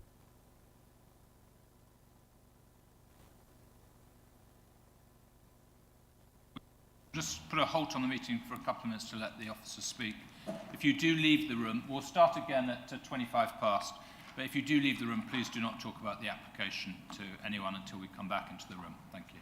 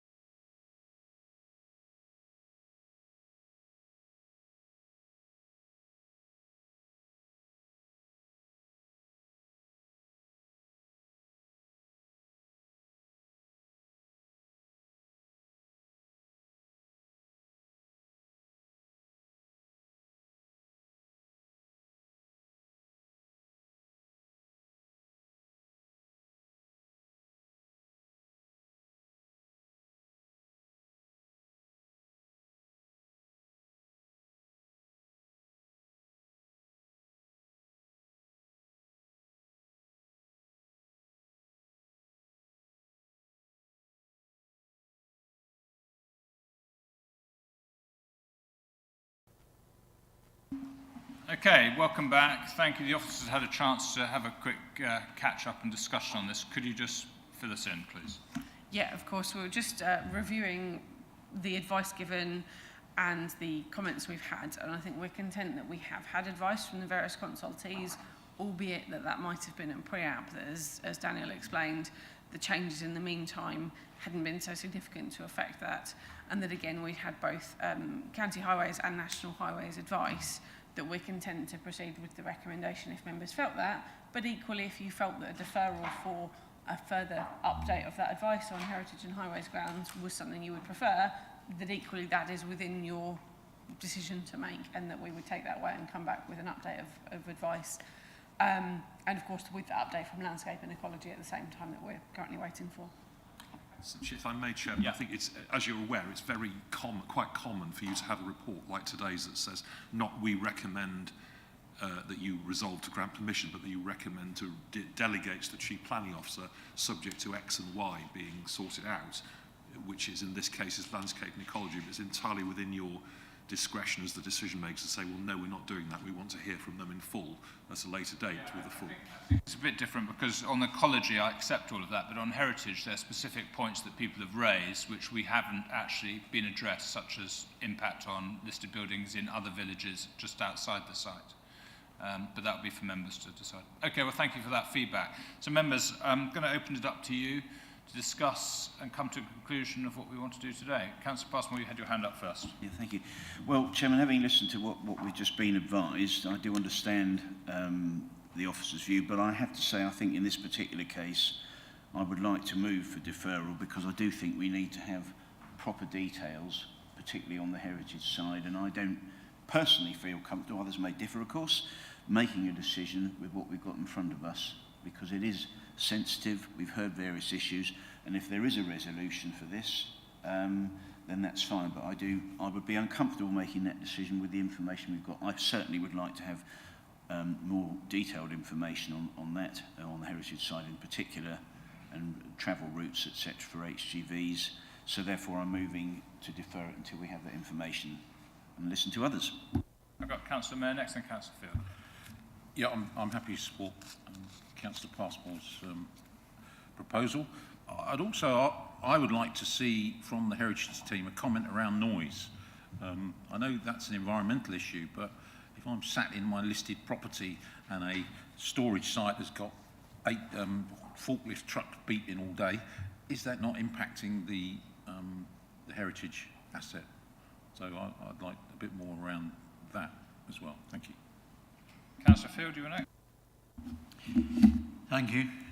Yes, I agree with those points. I'd also add the thought that lighting is obviously a really significant issue impacting on amenity. One would like to see a real solution to that, as was stated, perhaps a reduction in what exists, as well as ensuring that what is new provided meets the needs of wildlife, human beings and various other interested bodies. So a real solution to that issue. And the same thing I feel with traffic. We're talking about HGVs. We want to be certain that if we allow this to go ahead, that their HGV will be controlled, not just those that are owned by particular companies and have trackers, but HGVs in general. I also feel the issue of substantial vehicles which don't quite meet the HGV classification and their incursion on Warren Lane and going down and through Woolpit itself as ways of avoiding diversions of substantial length needs to be addressed. I fully understand that highways can't refuse an application unless it has a severe impact on the local network, but this certainly has a severe impact on local residents, and I can't see personally that we can't move some substantial direction to addressing that impact. And you know, we have to find somewhere for employment locations. It might be good if we could address the issues of this site and get them resolved to the satisfaction of residents. and also what I'm preaching, you know, to me that impacts other areas as well. We all suffer from various areas where we want to see some form of development, and we absolutely need to ensure that that doesn't make the lives of local people a misery. So some effective action which would be proposed would be great. And Councillor Stringer. Thank you, Chair. Sorry, I'm going to take a little while. I did ask if it's surreal in that I've had a number of emails about the former A14 overnight, and I got a picture of the former A14 last night, which I would like to share with you, just to show why there's some questions we ought to be asking. Okay, I'll ask them verbally, then you'll have to take my word. It was ironic that we haven't got the figures of how much land we've allocated for business and employment. The last time we looked at when we were going through the consultation of the JLP, I think just before then we'd got almost double our allocation, which was why we were allocating some of our former employment sites for housing, as we did in Stowmarket, opposite Gateway 14, which is now, of course, a substantial employment site. What I want to mention is what's missing. What's missing are the other two ward members, i.e. the members of Hawley and Weatherden. The immediately you turn right out of this site, you're in that ward. And the HGV route for everything leaving this site goes through a little tiny hamlet called Hawley New Street, where there are a load of listed buildings, medieval style, jettied up to the former A45. Where when there is a diversion in here, they leave and go and stay in a hotel because of the disruption to their lives that our environmental health team know about, but is not in this report. There are also the issues of the former A14. Immediately you turn right out of this site, you are entering a road where all of the drainage failed 5 years ago, and there is no plan to renew it. So when it rains, the road runs like a river. So overnight, of course, that's frozen. So we now have a skating rink outside here. You then have the quarry, which after 9 years of operation, we still have not successfully been managed to get them to keep to their conditions. Last night we lost 3 windscreens on that road, to my knowledge. They're the people who have emailed me with broken windscreens from the debris in that road. We lost the curb edge on the former A14 about 3.5 years ago. It's now buried under 3 feet of aggregate, and the road is being narrowed. Every single day a bit more rubbish lands in that road and it's narrowed. The email I have today from the enforcement officer of the County Council this morning is, we better call the Environment Agency and the police and look at whether we need to shut this road. This is the HG route, the only route out of this site as this proposal. This is going to be a sustainable development. This site needs a route out straight onto the A14. It is not sustainable to allow any more expansion to this site without that routing. So if I could easily move refusal. I won't. I will go along with the deferral, but we need to look at all of these issues. I know that the level of outstanding complaint about this road is phenomenal, yet it's not mentioned in the correspondence from the County Council. This has to be bottomed out before we get anywhere near approving, adding more weight to an existing bad situation. If the existing tenants on what we've just granted are saying, we need safety improvements, we're worried about the safety here, that should be warning enough to be careful before we go any further. So I'll gladly go along with the deferral, so long as we look at all of those other issues as well. Thank you, Chair. Thank you very much. Okay, anyone else wish to speak, or are we happy to go to the vote? Yes, Councillor Ward, please. Yeah. So it's been proposed by Councillor Passmore, seconded by Councillor Mayor, that we go to defer, and I think we've heard all the reasons why.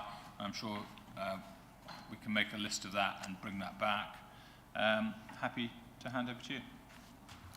Thank you, Chair. So if I just read what I have got for you, members, which is the application number DC 2204-002, be deferred to enable the officers to obtain further advice from Heritage, including Hawley New Street and Noise, highways, including travel, HGV routes and incursions of smaller vehicles on Woolpit and Warren Lane, and a solution to lighting with an update on landscape and ecology.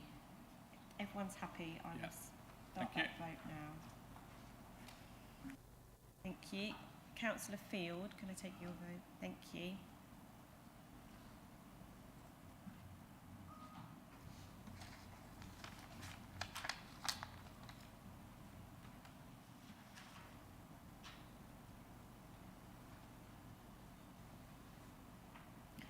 Thank you, members. Chair, that is 6 votes for deferral. Okay. Thank you. Thank you very much. Okay, so we'll move on. I plan to move straight on to the next item, which is 7C, which is 11 Market... Oh, Andrew, shall we do the last one next? And then you can stay. Let's do that. Let's swap it around so that... Oh, okay. Sorry, we'll go straight into... We'll ask you to leave, Andrew, because the case officer isn't here. So we'll go straight into 7C, the 11 Marketplace, Stowmarket.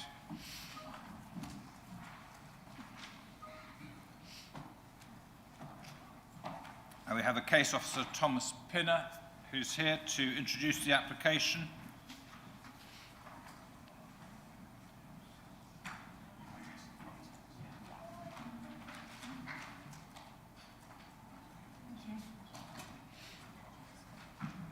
Daniel, you've left your water.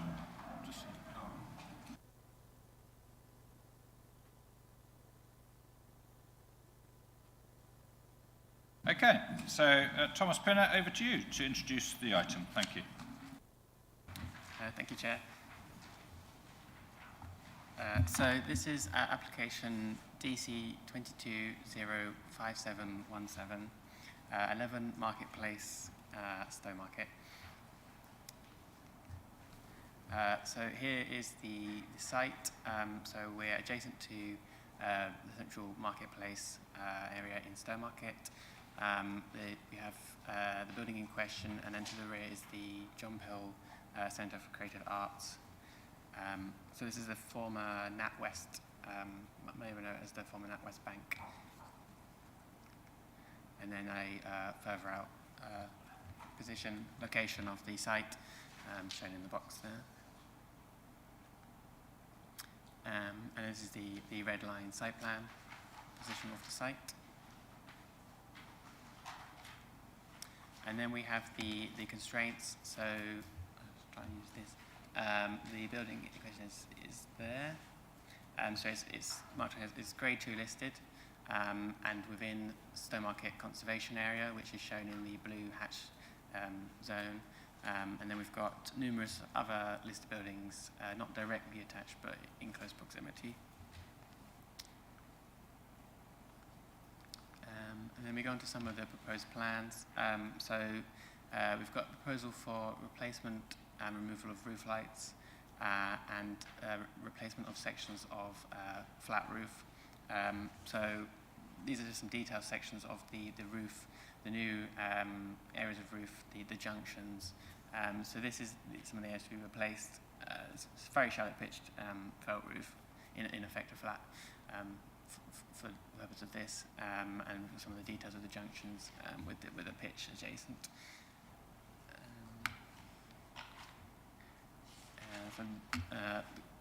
We've got roof plans showing the position of the roof lights to be replaced. So I believe we've got there's 4 roof lights and a roof hatch to come out, and 3 roof lights will go in the position of 3 of the existing roof lights, but at a smaller scale. And then we've got some areas hatched, may be difficult to see in this plan, but for some minor replacement of slates on the main pitch of the roof. We've got some repairs required. And then the flat roof area is a section abutting on this building, but abutting the John Peel Centre to the rear, which you'll see in the next slide. There's some photos which may be clearer. Just a small stretch of flat roof where it's supposed to strip the roof covering on that area and replace with a new material. And then we've got some of the photographs and further plans of the site. So bottom left is the building as you see it from Marketplace. And then we've got some aerial shots of some of the roof lights that come out to be replaced.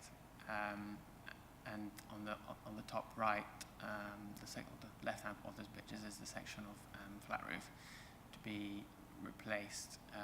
Replacement would be from felt to a single ply membrane, which is a small picture in the centre of the kind of roof material. And we do also have details of the proposed roof lights, which is a conservation style roof light, which are detailed in the design and access statement. And then there's just a photo from the rear. So you've got the John Peel Centre in the foreground, and then the building, the left part of the scaffolding is just to show what you can see from Church Walk to the rear of the site. So, having assessed this application as a heritage officer, determined that the works would not be harmful. There wouldn't be any loss of any historic fabric. The proposed materials would be appropriate to the nature of this listed building. Constraint is ecology, and we have comments from our ecology consultant to say that they have no objections with the proposal. We also have comments from the town council to say they have no issues. So yes, therefore the recommendation is therefore for approval. Thank you. Thank you very much. Okay, any questions for the case officer? Yep, Councillor Field. So just to be clear, the ecology officer, I think they're worried about bats in the roof or something.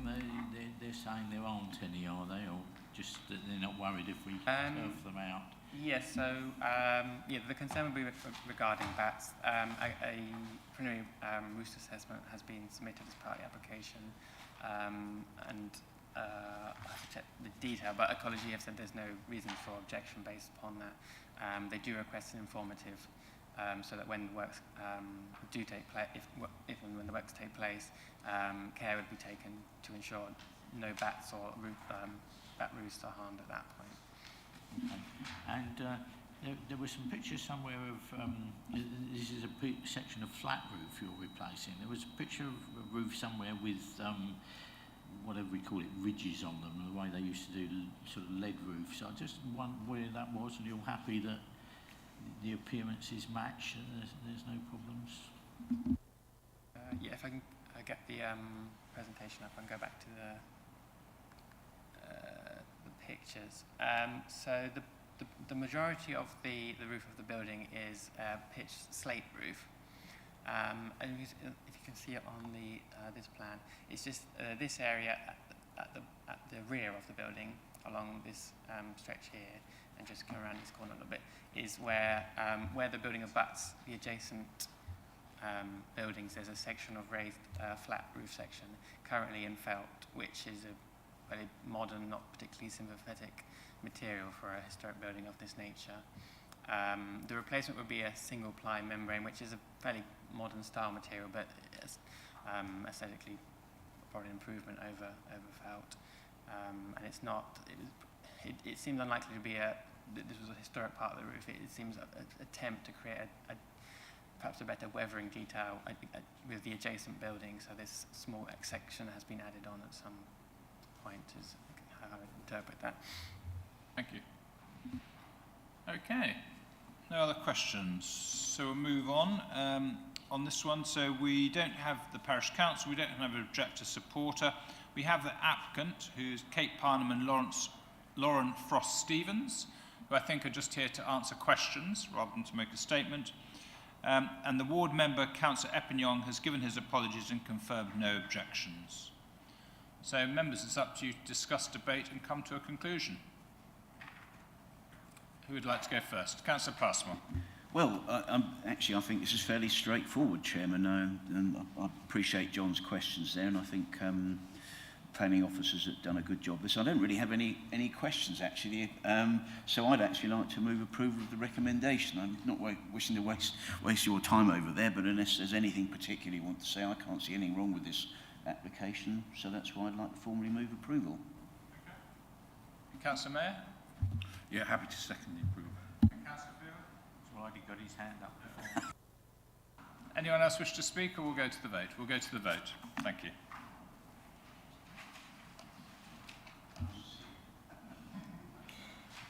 Thank you, Chair. Members, that vote is in progress. Councillor Field. Thank you.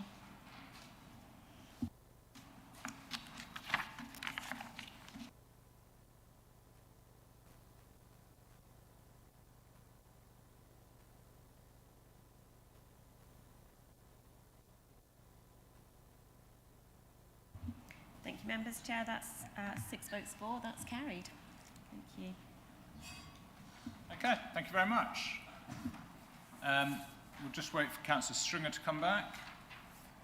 He's probably actually in the County Council's members area. Which, You might be in that there. yeah. Does your pass get... access through to there, Bev. Do you want to use that? Thank you.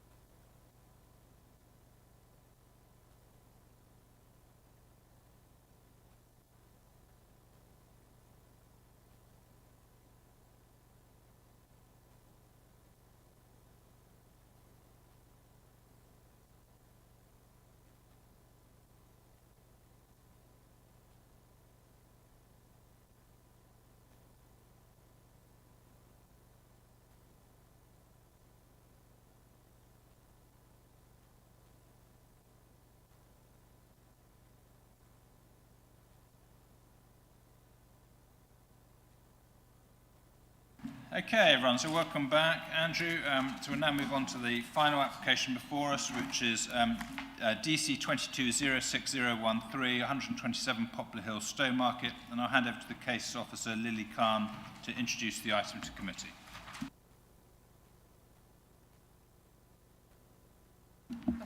Thank you. Good morning, members. The item you are being asked to consider is a householder application for the construction of a dropped curb and vehicular hard standing to the front of 127 Poplar Hill. This is to accommodate the needs of a disabled resident. So moving on.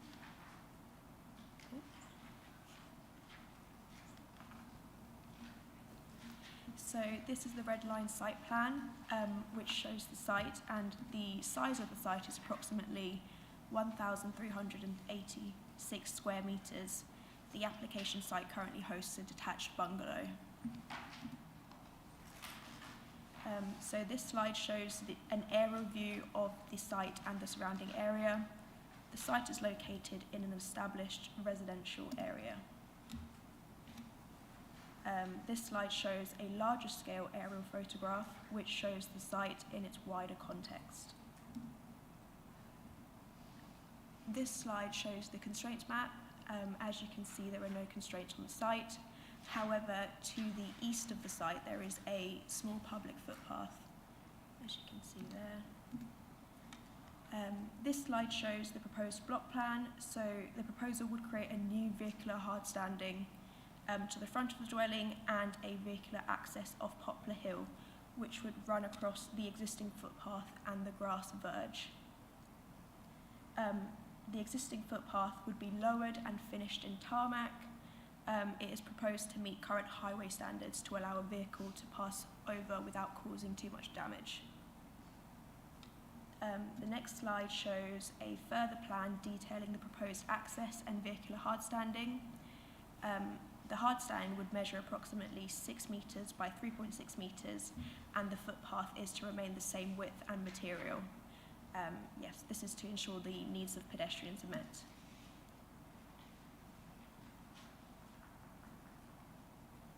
This next slide shows the visibility displays. The proposal details a 45-metre vehicular visibility display and a 2-metre pedestrian visibility display in both directions. This is just further details of the proposed parking bay. The proposed materials include the use of a permeable paving block, specifically called Form Pave Aquaflow. Now we're moving on to some photographs of the site. This is the dwelling, and this is the neighbouring dwellings. This picture shows the grass verge and the footpath, and then the road. And this photo looks onto the opposite direction. And this is opposite from the site. So moving on to recommendations, the recommendation is to grant planning permission with conditions as specified in your papers, sorry. Thank you. Thank you very much. I've just got a question really.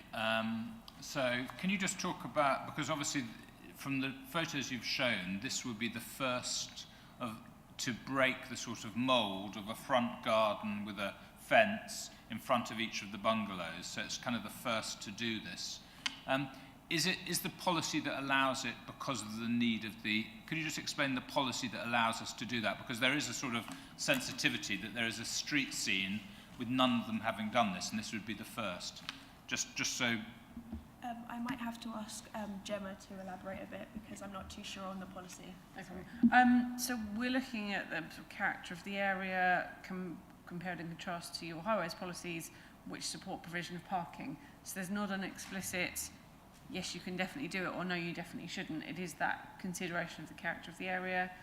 The fact that it is for a disability, it's a difficult one. You do have to slightly weigh that in the planning balance. It is a benefit compared to the potential risk to that stretch of bungalows. I think the thing is the stretch of bungalows is only a few of them. It's not the complete street scene. It's not a whole street either side where there aren't any, and this would be the first. There are that run. There is this one that we would then add in, but in the wider area there are accesses and on-street parking and a variety of mixed frontages, so that we're not suggesting that that would be harmful in itself. This isn't attached to the resident who lives there, so this is a permanent... This is a permanent addition. We're not suggesting that it would be ripped up should the resident move. That's the consideration for members, is if we are happy with that, essentially, for as long as it lasts. Okay, thank you very much. Could I just ask, is there any designated parking currently for that row of bungalows? On the aerial view, it looks like there might be a parking space behind, but are they actually linked with those bungalows, or is that just a public parking area? To my knowledge, there is no designated parking space for that house. And also, if there was designated parking, the resident would need parking to be quite close to the entrance because they are disabled. Councillor Field. On the same point really, yes, in the reserve there are parking places, quite an extensive car park behind the bungalow. Does the land rise in that direction? Is it impossible for someone with disabilities to exit the rear of the bungalow compared with exiting the front? And I was going to comment, by the way, that if you do look at the street scene on Google, there are other buildings down that line that have got front access. Slightly surprising, because highways usually don't like you having to back out into a main road, but don't wish to impede the needs of a disabled person. But the real question is about the rear. Is it higher or is it on the same sort of level at the back? I'm not aware of that. I haven't been given any detail about the levels to the back, but I can definitely check for you.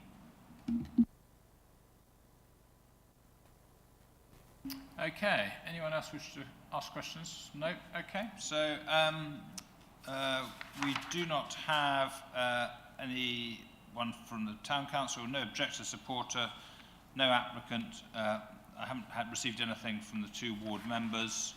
So it's over us to discuss, debate and come to a conclusion, members. Councillor Stringer. So shy. Very simple, well-explained application.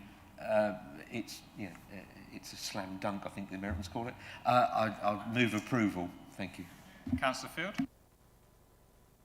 I'm happy to second that. I think on the basis that there are other premises down this particular highway that have similar sort of treatment, so it's not degrading the street scene to any extent, and believing that whoever the person with disability is, they've probably considered the rear exit, and there probably are problems that have not been spelt out to us clearly. Thank you. So happy to support. Okay, so it's been proposed by Councillor Stringer, second by Councillor Field. Anyone else wish to speak? No? Okay, so we'll go to a vote, please. Thank you, Chair. Members, that vote's in progress. Councillor Field. Thank you.